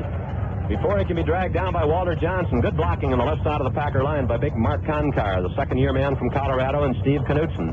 And they're just about a yard short of a first down out at the 12, and it'll be 3rd and 1. Nothing fancy about that play at all, just sheer power in off left tackle. 2:38, the time remaining here in the third period. Bengals lead the Packers 14-7. Bengals looking for the stopper right here again to force the Packers to punt from deep in their own territory. Smith and Harrell are running backs. It goes to Harrell in off the right side, and he gets to the 15-yard line and has the first down. Little Willard Harrell slanted in off right tackle, got the first down as he moved it out over the 15-yard line, in fact, to about the 16. Very slow to unpile. There's a big pile of Packers and Bengals right about at the point of attack. So it's 1st and 10, and Green Bay is out of that desperate hole they were in back at the 3-yard line. Clock running, we're down to just 2:05 left in the third period. Shadows beginning to settle in over Milwaukee County Stadium. At the end of the field where we're playing now, the remainder of the field is still bathed in sunshine. One wide receiver to the right. Everybody else is tight. This time it's Willard Harrell around the right side, and he crawls forward for about a yard as he tried to dive in over a pack. Jim LeClaire got a hand on him as LeClaire shot in the gap. Bo Harris, the left side linebacker, was down at the bottom of the pack, and he kind of had to vault over that, and then he was pinned down for good at about the 17. So give Harrell 1. And it will be 2nd and 9. Much of the rushing yardage that the Packers have picked up this afternoon has been from the vaulting type of run that was just exhibited there by Harrell. Harrell, Torkelson, Smith, all of them, a lot of times have found those holes closed up and have had to vault over a pile of bodies to pick up yardage. Now they split both the wide men. Payne wrote him out. The handoff goes to Harrell. He gets in over the right side and managed to wiggle his way out to about the 20-yard line. That's all. Gary Burley, the left end, nailed him. And at the 20 now, the Packers will look at a 3rd and 6. Dickey was 6 out of 11 in the first half of this ball game, so now Randy Vataha checks in to replace Bert Askinen. They swing Odom out to the left, and ring Vataha out to the right. Parrish goes up on the line of scrimmage. Roddy plays back. Dickey goes back to throw. Looks, fires out, right flat. Is caught by Harrell. Gets away from one man at the 25. Comes up to the 30 and dragged down from behind at the 40 by Gary Burley. Swung it out in the right flat. Vataha got a good block. Harrell took it out over there. And then Lamar Parrish was kind of helpless over there as the blocker was coming over to help out. And Burley had to run him down from behind and finally hauled him down at the 41. After the play, picked up 21. And Green Bay is really out of the hole now and moving at their own 41. That'll be the last play of the third quarter as we're down in the final 5 seconds now. And we'll change ends of the field before anything more is done offensively or defensively. The gun sounds. That's the end of the third quarter. With the score, Bengals 14 and the Packers 7. When you have a family, you just can't do it alone. Things keep you up every day. Things keep you up with you all the way. Under protection. Partnerships show up almost everywhere, even in darkest Africa, where Stanley met Livingston. Robinson Crusoe had a working partnership with his man Friday while shipwrecked. Disaster can make you wish you had a partner. Your Grange agent wants to be your partner in protection before disaster strikes. You can sleep nice when you know that your Grange partner has you covered. Grange rates are reasonable and claim service is fast when you need it. Listen when your Grange agent suggests, let's be partners. Grange keeps you up with you all the way. Under protection. When you have a family, you just can't do it alone. Hi, this is the music. You're listening to the voice of the Cincinnati Bengals in Central Ohio, WMNI, where you'll hear the best in country music. We are your good neighbor, WMNI, in Columbus. County Stadium, Milwaukee, Wisconsin. The Cincinnati Bengals lead the Green Bay Packers 14-7. We're starting the fourth and final quarter. The Packers ball 1st and 10 at their own 41-yard line. On the scoreboard, Minnesota leading Detroit 14-0. Second quarter, San Diego leading New Orleans 7-0 in the second. Philadelphia defeated the New York Giants by a score of 28-10. The Oakland Raiders picked up their 17th straight victory. The record is 18, held by Chicago twice and Miami. Oakland won their 17th in a row this afternoon, beating Cleveland 26-10. Pittsburgh leads Houston 10-7. That is in the third quarter now. And New England defeated Seattle 31-0. They have rookie Nate Simpson from Tennessee State in the running back spot now, along with Barty Smith. Aston comes in. They have only Odom split wide to the left. Handoff is to Simpson. He circles wide around the left side, and he gets away from one man. Will get up to 45 and knocked out of bounds about there by Marvin Cobb. Managed to elude Reggie Williams back at about the 40. Got out wide. Cobb came up to knock him down. So Simpson carries wide left on his first foray into the lineup here this afternoon. And the Packers at the 45 will now be looking at a 2nd and 6. Bengals lead at 14-7 as we enter this fourth and final quarter of play. The 4 o'clock games are all getting underway. Atlanta and San Francisco, Dallas and St. Louis, and Kansas City and Denver. We have nothing on the Washington-Tampa Bay game. That is not up on the board. And the Bears and Rams, of course, play tomorrow night. An I formation now with Simpson, the deep man, Barty Smith up short. The pitch back to Simpson. Comes running wide to the right. There isn't much of any place to go, but he makes about 5 yards still on his feet and gets into the Bengal territory. It'll be hauled down at about the 47. Reggie Williams finally had to put the stopper on him when it looked as though he might be stopped back at about the 45-yard line, and the Bengals have been guilty of some sloppy tackling this afternoon right from the first offensive series that the Packers had. The tackling has not been crisp and sharp at all. So it's a first down for Green Bay at the Bengal 47-yard line. So Simpson in the lineup, carries twice, picks up the necessary yardage for the first down. Again, they line up in an I formation. Odom is split left. Handoff goes to the short man, this time Barty Smith, and he's nailed by Burley right at the line of scrimmage. Burley just sliced in from that left-end spot and nailed Barty Smith right at the line of scrimmage.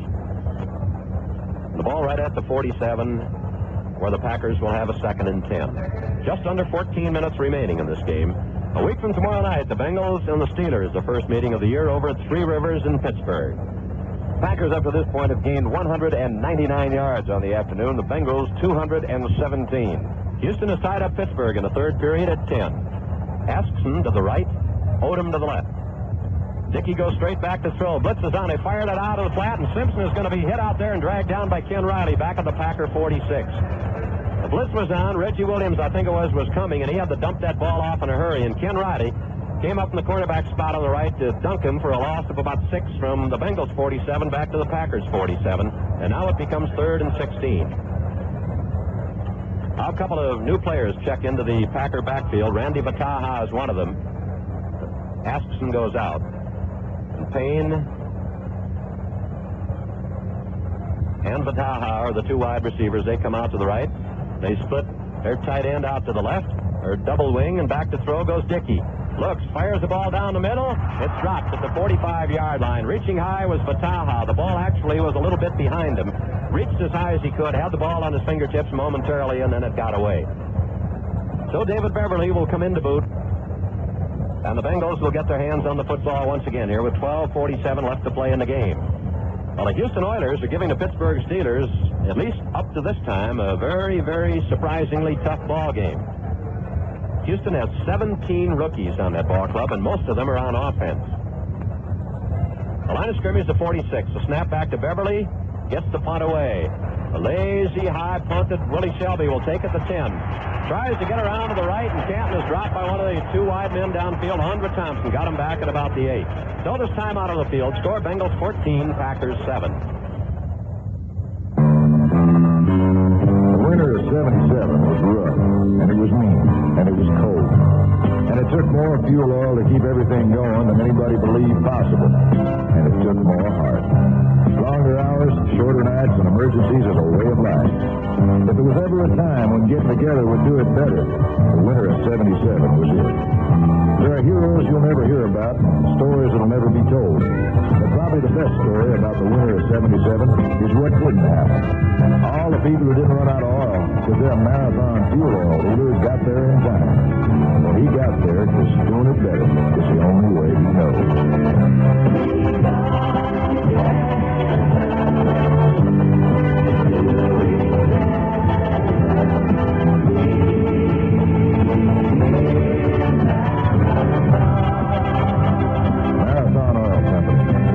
together to do it better. And we did. Green Bay's David Beverly, who punted once the first half for a 35-yard average. That one punt going 35. Got one away here when he needed it. This last one, 44 yards. And the Bengals, because of the change in field position at the end of the quarter, are now starting out almost exactly where the Packers started out when they got the ball with 3:38 to go in the third quarter. They started 1st and 10 at the 3-yard line. The Bengals are 5 yards farther upfield. They have it 1st and 10 at their own 8-yard line. 12 minutes and 37 seconds remaining in the ball game, and the Bengals lead it by a score of 14-7. The Bengals will be home 2 weeks from this afternoon to take on the Denver Broncos. The Broncos going for their 4th consecutive win against Kansas City this afternoon. And that Denver Bronco game with the Bengals is sandwiched right in between Denver's 2 games with the Oakland Raiders. Bobby Clark and Elliott, the running backs. Bengals come out with a slot formation to the left. Now Elliott goes in motion off to the right side, and the handoff goes to Clark. He goes wide right, cuts in. Booby gets out to the 10 and is hit hard at about the 11-yard line. He'll be swarmed down by 3 or 4 Packers there, led by Carter.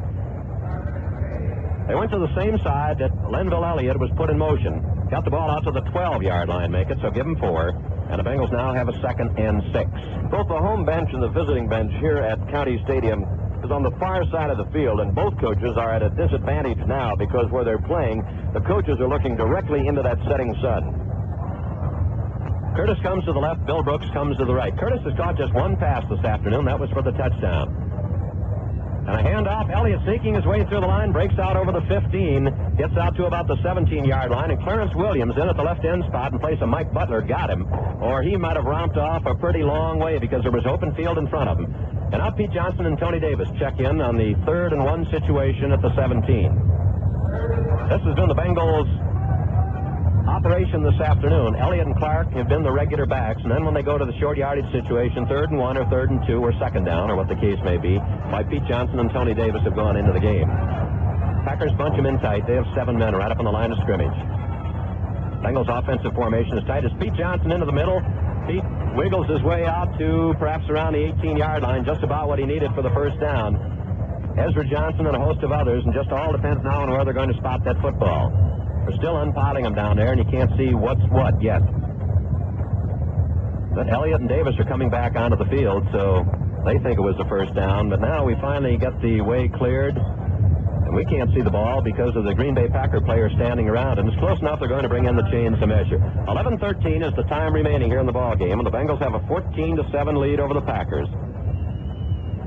It looks like it's just about a half a yard ahead of that stake. It just did, just over the stake.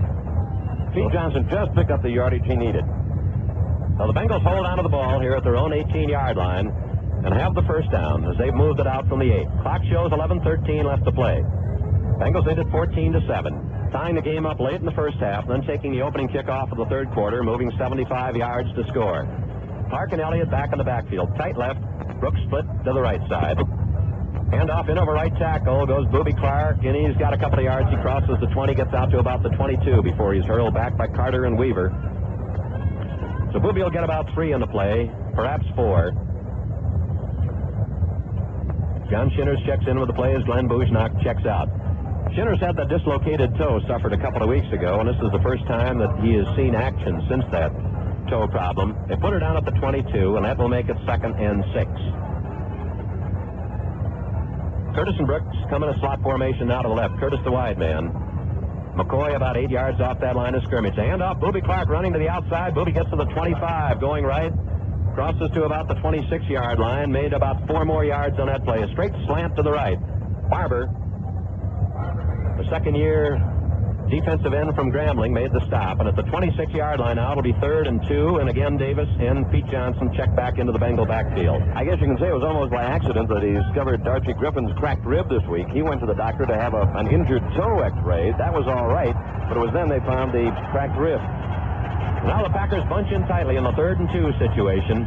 It's just a matter of strength against strength. Running to the outside, Tony Davis. A flag is down, and he's knocked down for a loss on the play, but a flag was thrown. And let's get the call. It's holding, the preliminary call against the Bengals. The Packers will probably refuse it because the Bengals will have to punt the football away.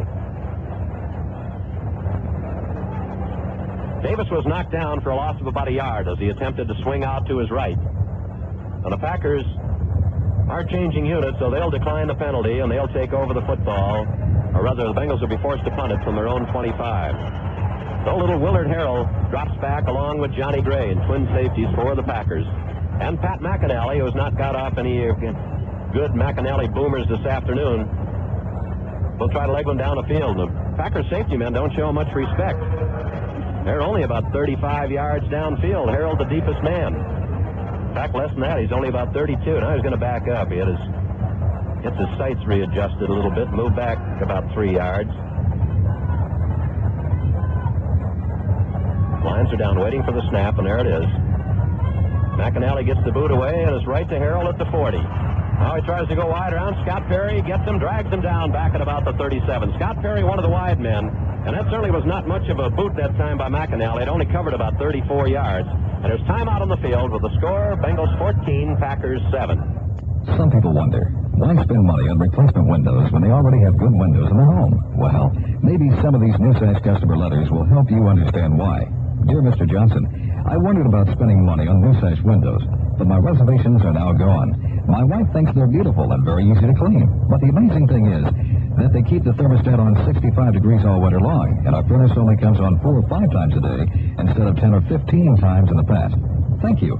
Our New Sash windows are paying for themselves. Well, if fuel savings are important to you this winter, give Bill Johnson a call at 267-8396.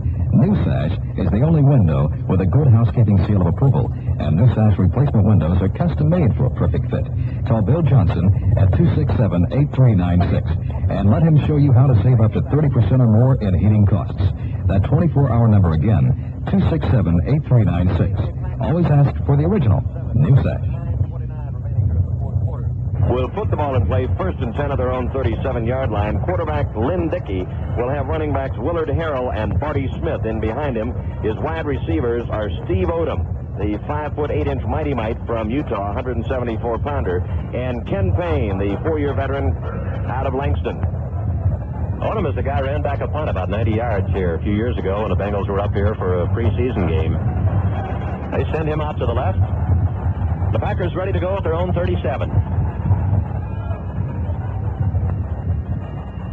Lynn Dickey fakes, goes back on play action to throw. Now he's forced out of the pocket, runs off to the right, looking still, now fires it a mile down the field, and it is incomplete over the head of everybody who jumped for it down at the 15-yard line. Bert Askson was the intended receiver, and Riley and Parrish were back there, and I really think Dickey just threw it away because he saw that he was well covered. He was flushed out of the pocket and had to drift off to his left, and then Coy Bacon could not get around a blocker to get over to him. Dickey just planted himself and let it go. So it comes all the way back to the 37, where it'll be 2nd and 10. That took 9 seconds off the clock. Clock is stopped now with 9 minutes and 20 seconds to go. Dickey 9 for 16 on the afternoon. He threw the 14-yard touchdown pass to Barty Smith.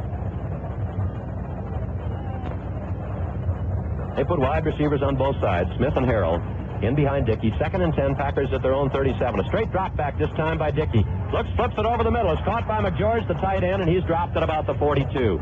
A little pass off to the left to Rich McGeorge, the tight end, who is drifting off into that flat. And Reggie Williams got over there to collar him at about the 43. So they got about 6 yards on the play, and the Packers now will have a 3rd and 4.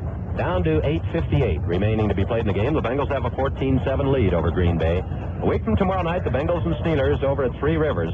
2 weeks from this afternoon, the Bengals and Denver Broncos at Riverfront Stadium.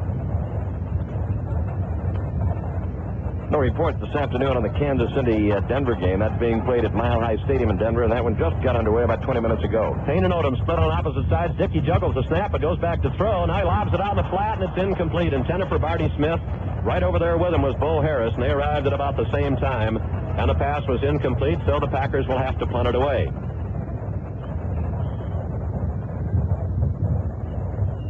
So the clock is stopped, 8:30 left, and David Beverly will go in to boot it away to Willie Shelby. The Bengals were going to have Lamar Parrish return punts, but when Parrish returned only his 2nd one this year, he came up with a case of bruised ribs, and that ended that. And Parrish has not been back there since. There's a snap back to Beverly. Again, a big rush is on. He gets a good high spiral away. Willie Shelby drifts over the right and then lets the ball go, and it bounces out of bounds down at about the Bengals' 18-yard line. So the Bengals will put it in play there. There's a timeout on the field. Score remains Bengals 14, Packers 7. See what new today in the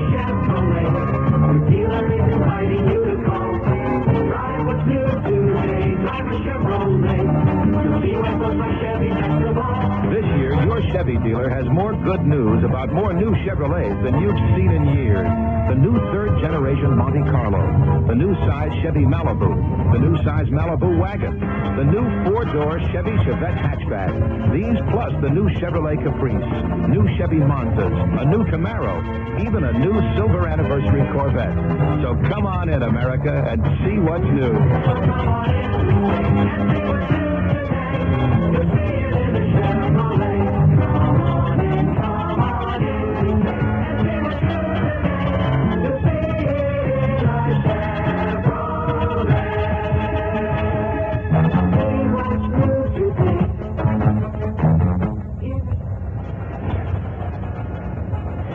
Updates on the scoreboard now. In the third quarter, the Houston Oilers have Pittsburgh by a score of 17-10. In the first period, the St. Louis Cardinals lead Dallas 3-0.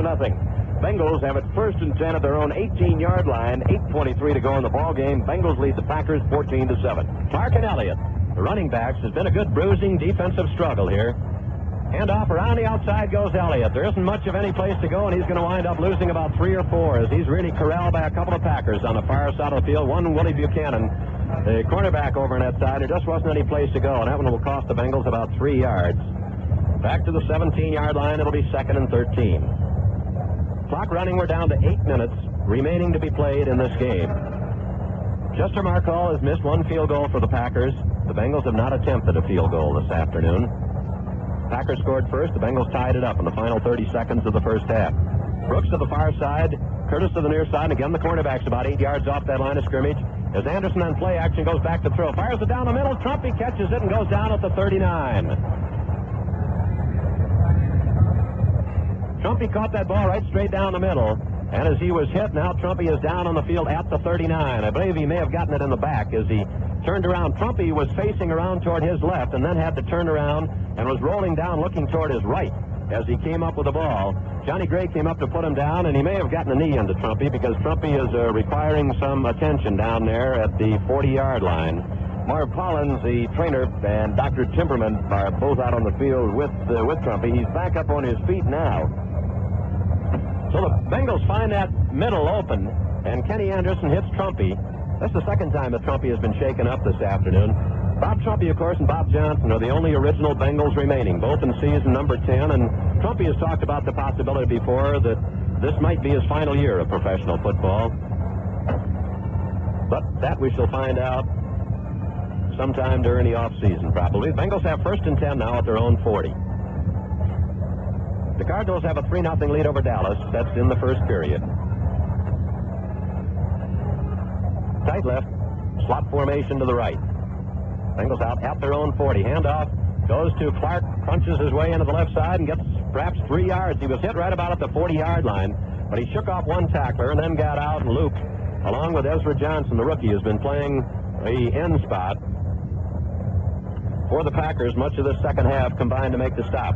So Clark was held to 3, and it'll be 2nd and 7 at the Bengals 43. Bengals lead it 14-7. Curtis comes to the near side. Bill Brooks goes to the far side. All teams this year have had their cornerbacks off about 8 yards on the line of scrimmage, the way the Packers have played all afternoon. The blitz is on as Anderson goes back to throw. He's got a quick out on the far side. Billy Brooks eludes one man down to the 40-yard line and all the way down to the 35. A good move on that deep out by Billy Brooks over on the far side of the field. The blitz was on. 2 linebackers were coming. And then Brooks caught the pass, stepped away from the cornerback over on that side, and actually made about 7 or 8 more yards to the point where he caught the ball down to the Packer 35.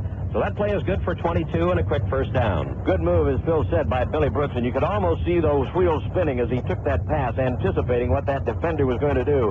And it was a one-on-one, head-on-head duel at that time, and who was going to outguess who? Kenny Anderson 12 for 16 now for 167, and of course the 1 touchdown. Slot formation right. Hand off to Clark, the first man into the left side, and Booby fights his way forward for about 3 or 4 yards to the 31. Jim Corbett, the tight end, blocking on that side as they ran the strong side slant. And again, Ezra Johnson was the man who was in on the stop. This Packer defensive front 4 has been completely rebuilt this year. Mike McCoy, of course, held down that left tackle spot for a number of years. At one point early in the season, the Packers switched him over to offense. That didn't last long. Then brought him back to defense. and then finally shipped him off to the Oakland Raiders. So Mike Butler, the rookie, is taken over at one spot. Now Ezra Johnson and Bob Barber in there with Purifoy and Roller as the tackles. Corbett goes in motion out to the right. 2nd and 6. Bengals back. Stumped out to Linville Elliott. He gets the block. Cuts inside. Gets to the 30. Down to the 25. To the 20. And will run out of bounds inside at about the 19. Forced out of bounds by Gray and McCoy. He had to wait until Bujnak and Bob Johnson could get over there for the freeing blocks on that halfback screen left. And then he cut inside and had the room then and got it down to the 19-yard line. So gained about 12 yards on the play and another first down. It's great to watch the blocking develop on that halfback screen. You see Elliott come out there and take that pass, and you think to yourself immediately, he is in deep trouble. And all of a sudden you see Bujnak and Bob Johnson coming out there and setting up to take out the men they're supposed to, and Elliott finds the running room he needs. The Bengals right down near the shortstop position on the dirt. Hand off to Booby Clark in over the left side, and Booby crunches his way forward inside the 15, dragging a couple tacklers with him and gets it to the 14-yard line. Man who had him was Clarence Williams. And he got some more help before Booby dragged it ahead for about 5 yards to the 14-yard line, and it will be 2nd and 5. And with that, Glenn Bujnak checks back into the lineup. He and John Shinners are the messenger guards this afternoon. Shinners, number 64, trots off the field. Bujnak has come in with a play for Kenny Anderson. Clark unofficially has 17 carries for 86 yards this afternoon, and that's 5 a pop.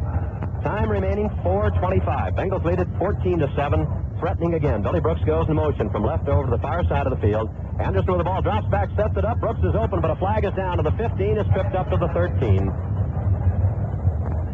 Vern Holland, after a guy, that's McCoy over there. He gave Holland a shove, and Holland took exception to it, came back and let one fly at him. And two teams quickly get over there to break it up. The flag was thrown right over near the point where the ball was caught. Holland was pulling out over there. He may have thrown a block at McCoy, or it may have been a clip. Let's see what it's going to be. Suki usually doesn't get rattled like that, but he kind of took exception to that shove. It was absolutely useless by McCoy because they were away from the play and the play was over. Then Holland let one right fly at him. May hurt his hand. We'll see what the penalty call is. The Bengals are going backwards, so I would assume that it is going to be against them.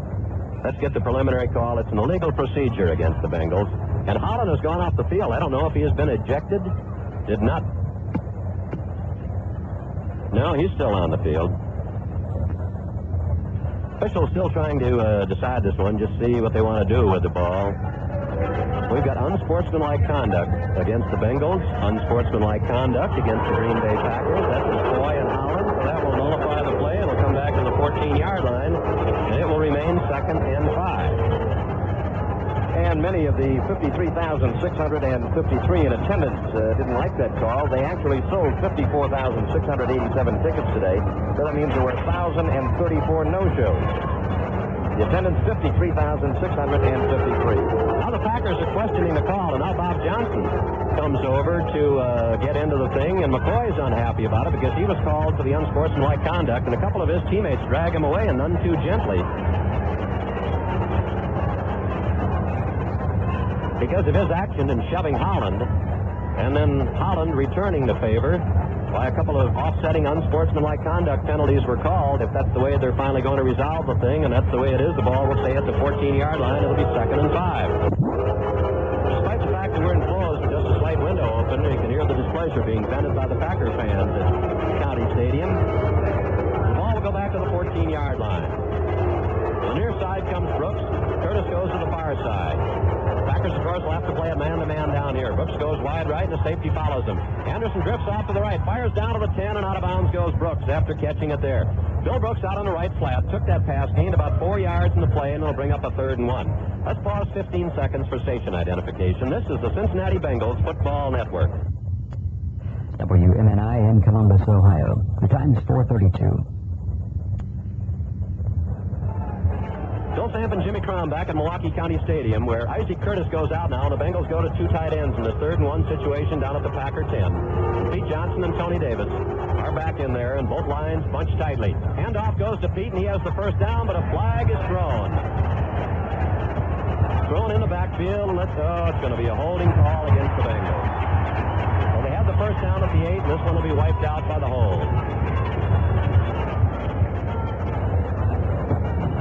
That'll move the ball back to the 20-yard line, and now it'll become 3rd and 11. So another costly penalty against the Bengals. Instead of having a first down and goal at the 8, they'll wind up with 3rd and 11 back at the 20. See if we can catch the number. Number 36. Lenville Elliott. That was Lenville Elliott. I didn't think he was in there. He wasn't, is right. Maybe he said 46. Lenville Elliott was not in there. He's back in there now. So at the 20 now becomes 3rd and 11. The Packers thought they were going with a couple of extra defensive backs. They might be because they've got 4 men up front. Curtis goes to the far side and Bill Brooks comes to their side. The Packers come across the line of scrimmage and flags go down. Anderson drops back, fires it down into the end zone. Curtis can't hold it as he's going out of bounds down at about the 1. Well, that one will cost the Packers 5 yards. It'll put it back to the 15-yard line, and we'll go through it all again. It'll be 3rd and about 6. Don Hansen is in at the middle linebacking spot for Jim Carter. Carter injured here just a play or so ago. Schinner's very, very gentlemanly-like, picks up the official's flag and hands it back to him as he walks over. You know, John Schinner lives right up here in Hartford, just outside Milwaukee, and his dad ordered 245 tickets he got for the game this afternoon. John, of course, is in the publishing business with his father up here. That's about the whole town of Hartford. Brooks goes to the far side now, and Curtis comes to the near side. We're back at the 15, 3rd and 6. 4 minutes left to play in this game. The double wing formation as Lenville Elliott comes out to the left on the wing. Anderson goes back to throw, has the time, looks, steps up, now is going to run, and he'll be dropped at the 19-yard line. Everybody covered downfield, nobody to throw it to. And Anderson just put his head down and got to the 19, and that will bring in Chris Barr for an apparent field goal attempt. Ball at the 19, it'll be about a 36-yard boot. It'll be Barr's first attempt of the afternoon.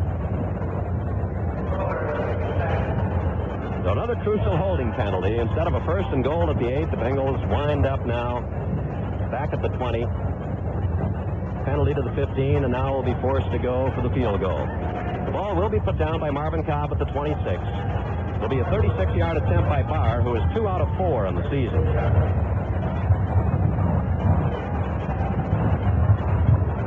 One for 1 between 20 and 29 yards, and 1 for 2 between 30 and 39. So the lines are down finally. We're getting set. The ball will be put on the grass. Down, the kick is up in the air, and it is no good. It's wide to the right. So both Marcol and Barr have missed from 36 yards out. The score stays 14-7. That was a mighty, mighty big field goal. With 3:37 left, of course, the touchdown would tie the game. So the Packers will take over. They'll have the ball at their own 20-yard line. Dallas has tied up the Cardinals. They're 3-3 in the first period now. Houston still holding that 17-10 lead over the Steelers in the 3rd quarter. San Diego 7, New Orleans nothing. That was the halftime score. Minnesota ahead of Detroit 14-0. That was also a halftime score. Oakland beat Cleveland 26-10. So the Packers send out Payne and Odom. Out wide to the left. The back's in an eye. On play action, Dickey back to throw. Had to sidestep a rush. Now fires upfield. Intercepted by Bo Harris at the 30. Bo runs it back to the 25. Bulldogs his way down to the 20, and he'll be down right there. Bo Harris reached up high, grabbed that ball off his fingertips, and a couple of other players start shoving around, and one Bengal grabs a Packer and throws him away. Then a Packer throws a punch at him, and so they start shoving around on the far side of the field. But Bo Harris, with a big interception after Dickey had to step out of the pocket because of a big rush, was knocked off balance when he ran into one of his own running backs and then threw it straight up the right side, and Bo Harris picked it off at the 30 and kind of ran those last 5 yards like a halfback, just plowing along with a couple of Packers draped on him. And the Bengals get their second interception of the afternoon. They've both been by linebackers. Jim LeClaire picked one off in the first half, and the Bengals have the ball right back knocking at the door at the Packer 20.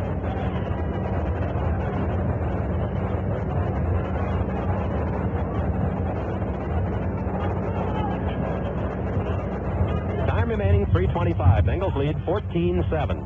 Clark and Elliott are the running backs. Curtis tight right. Bill Brooks split to the left. Hand off into the line. Clark comes out to the right side, cuts in, gets inside the 15, and plunges on down to about the 12.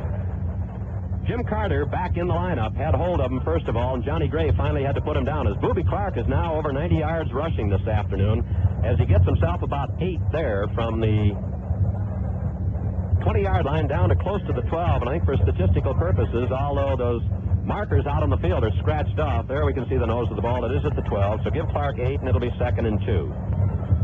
Time on the clock, 2:51 remaining. Wide receiver split to the right. The back split behind Anderson. It's Clark again, and Booby inside the 10 to the 9 as he tried it in the left side. Running on the side with Rufus Mays, along with Glenn Bujnock, and they're going to put the ball right down at the 10-yard line. Although it looked from here as though he had made it to about the 9-yard line, and that may be close enough. They're going to, might have to have it now. They're putting it back outside the 10-yard line. How can that be? That doesn't make sense at all. Clark, with the ball nestled in his arms, was inside the 10 at the 9, and now the ball is put about a foot outside the 10-yard line, so it'll be 3rd and 1. Well, it'll actually 3rd and about 8 inches. So Tony Davis and Pete Johnson are back in the backfield. The Bengals are letting the clock just run down to the 2-minute warning here, and we're 1 second away, and there we are. So there's a timeout on the field with the score: Bengals 14, Packers 7. Discount this and discount that. Sales on this and sales on that. Why trek all over town to save a few pennies here and there when you can shop one automotive store with savings on everything in the store? That's right. Corvairs is the place for store-wide savings up to 75% on everything. Corvairs has a full selection of CBs, 23 and 40 channels at tremendous savings. Corvairs has winterizing products like snow tires, batteries, antifreeze, and jumper cables, all at rock-bottom prices. And Corvairs has a complete line of motor oil, filters, plugs, and tune-up parts. Corvairs has everything you'll need for your car or truck. So truck it over to Corvairs. Corvairs has the best selection, the best prices, and 2 locations to serve you. Corvairs, 2000 Corvair Avenue, just off Alum Creek Drive, and 3254 Cleveland Avenue, North Columbus. Look for Corvair's store-wide savings in the Thursday's Dispatch, Saturday's Citizens Journal, and the Sunday Dispatch. Once you shop Corvairs, you'll be back. Bill Samp and Jimmy Crum back at Milwaukee County Stadium, where the Bengals will have a 3rd and just inches to go down at the Packers' 10-yard line. Baltimore has a 31-28 lead over Miami now in the 3rd quarter. Although that game should be just about over. It's in the 4th quarter, but that's the latest score that we have. The finals: Oakland beat Cleveland 26-10. New England blanked Seattle 31-0. Philadelphia beat the New York Giants 28-10. You have nothing on Kansas City or Denver. Okay, 3rd and short yardage. Johnson and Tony Davis. The Bengals running backs down at the Packer 10. Hand off to Pete, and he's got the first down, plunging in over the right side that time behind Lapham, and Vern Holland got that ball down to about the 8 or 9, and the Bengals have the first down. And, of course, running off time on the clock. And the Packers are between the Devils and the deep blue sea right now, because if they call timeouts, they'll be wasting them when they get the ball back on offense should the Bengals score, if they get the ball back. And if they don't call a timeout, the Bengals will take plenty of time, all the time they need, because they have the 14-7 lead and 1:54 left, and somebody has called timeout right now. That may have been Green Bay. Certainly the Bengals would not. It'll be Bengals 1st and goal at the 9.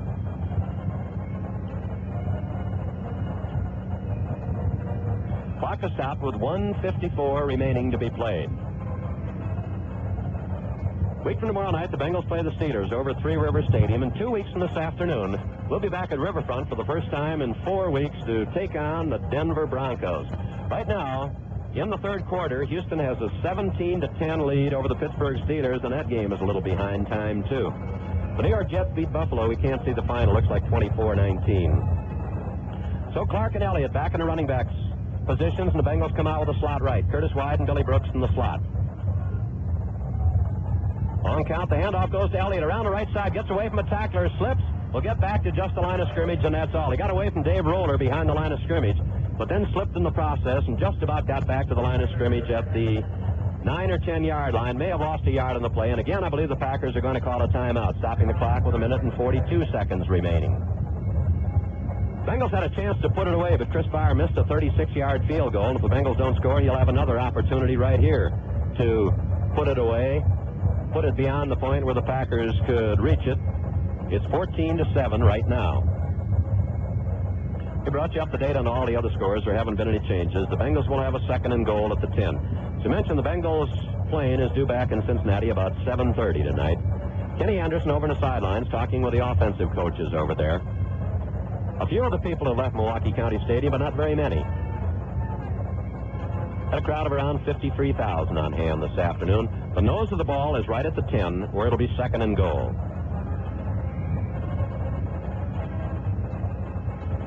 The Packers again have called a timeout.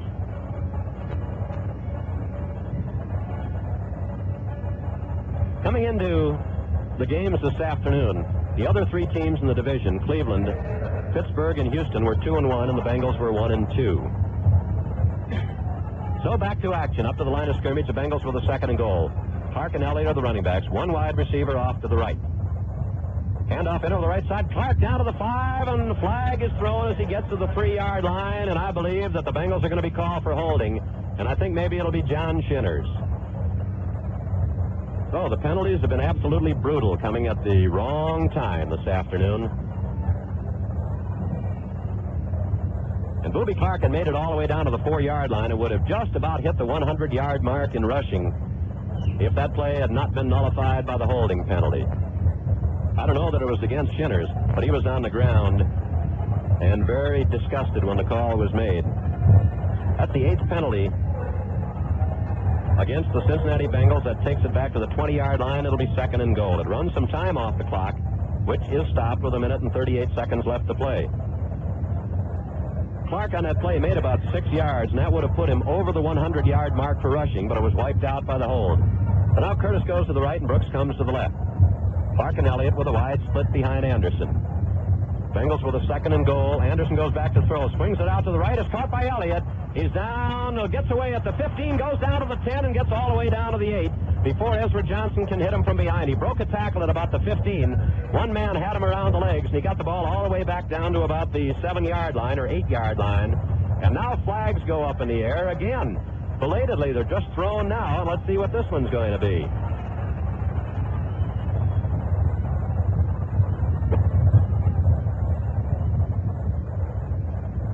They're consulting with the Green Bay Packers, and the Bengals are backing up.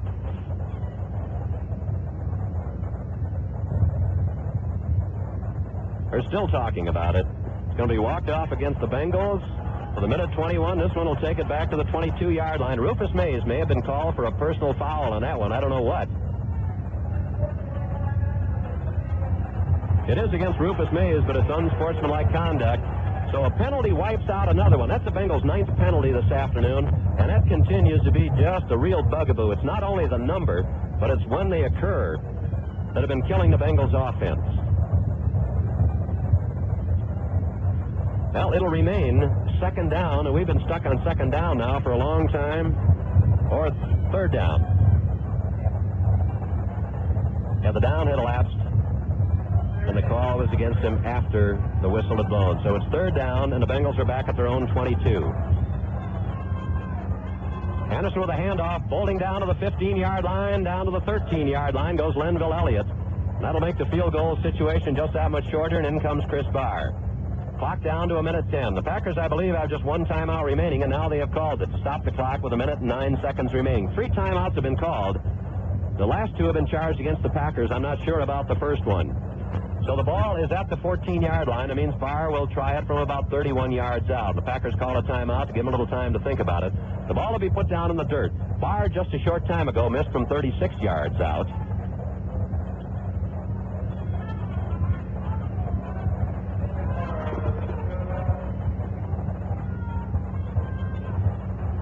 So the Bengals have been penalized 9 times this afternoon. And they've just wiped out a 1st and goal situation down at the 8-yard line, and the Bengals have been able to get the ball back as far as just about the length of the football inside the 15, where this field goal attempt will come from. Bengals lead it 14-7 in 1 minute and 9 seconds, the time remaining on the clock, and the Bengals could put the game away right here if Barr is successful on his field goal. He's made 2 out of 5 in the year now.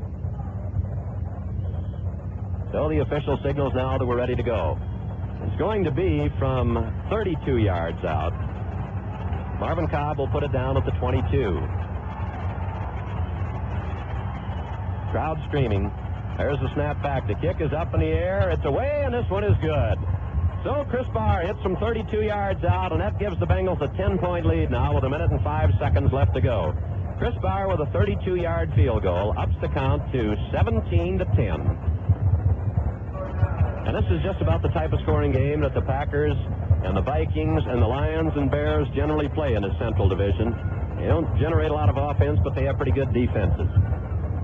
So with 1 minute and 5 seconds left now, the Bengals will kick off, holding a 17-7 lead. Steve Odom will be the deep man when the Packers finally get things talked over and decide who they're going to put where as they're still huddled up and talking as Barr goes back into the shade at the 35-yard line to put the ball down. Let's see if he'll boot it. Well, they're going back to Andre Thompson is going back to be the deep man this time. Number 43, and he's flanked by a couple of men at about the 20-yard line.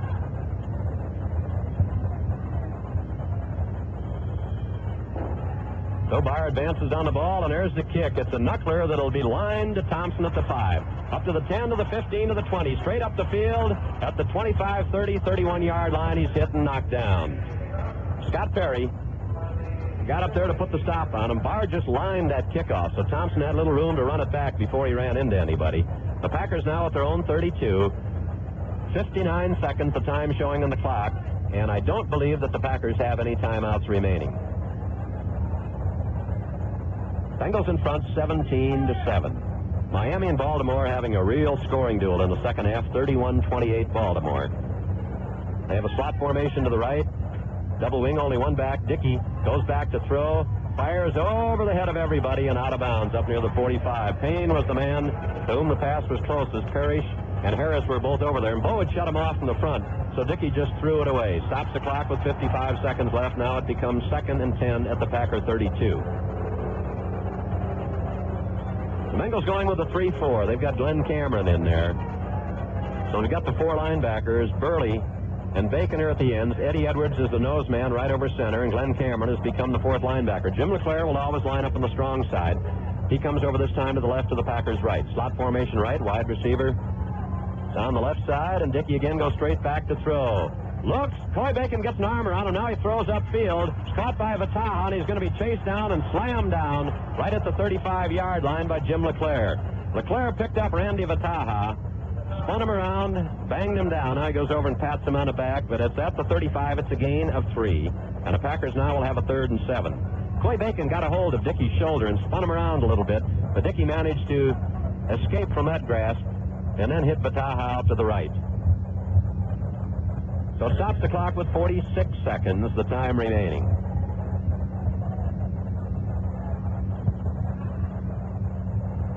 Dickey drifting off to his left, back to throw, looks, fires upfield, incomplete and almost intercepted by Riley up at midfield. The ball went through his hands as the receiver, Ken Payne, was overthrown. And that will bring up a 4th down, and the Packers have 7 yards to go. And, of course, they won't boot the ball. It doesn't do any good at this stage of the game. They'll go for it. They trail 17-7.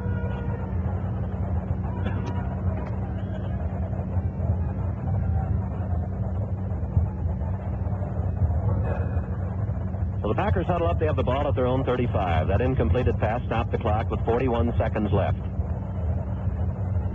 Payne goes out to the left with Vataha on the slot. They have 3 wide receivers. Odom comes to the right. Barty Smith is the only running back. And back to throw goes Dickey. Fires up the middle. McGeorge has it, and LeClaire knocks him down. He may have the 1st down out at about the 42. Mitch McGeorge came out of the backfield, caught that pass over the middle, does have the 1st down out at the 43. Now the Packers will no huddle, of course, and the clock is down to 20 seconds remaining. Again, only Barty Smith in behind Dickey. Dickey goes back to throw. Cox's arm fires upfield, incomplete. At about the 45, a little short pass right over the middle to Barty Smith coming back. And that stops the clock now with 12 seconds left. We have no further score on the San Diego-New Orleans game or the Minnesota-Detroit game, although they're well into the second half. But the scores have not changed. In fact, the Baltimore-Miami game up on the board is far behind where it actually is. And still, Houston 17, Pittsburgh 10. The only thing that we have showing on that game in the 3rd quarter. That game is almost over. 3 wide receivers, 2 come to the right, 1 to the left. Packers with the 1st down at their own 43, and back to throw is Dickey. Cox's arm once, now looking, fires upfield. It's caught by Payne at the 40, retreats to the 45, trying to get out of bounds, but won't. He'll be spun down to midfield. The clock keeps running, and that's it. Ball game is over, and the Bengals have defeated the Packers by a score of 17-7.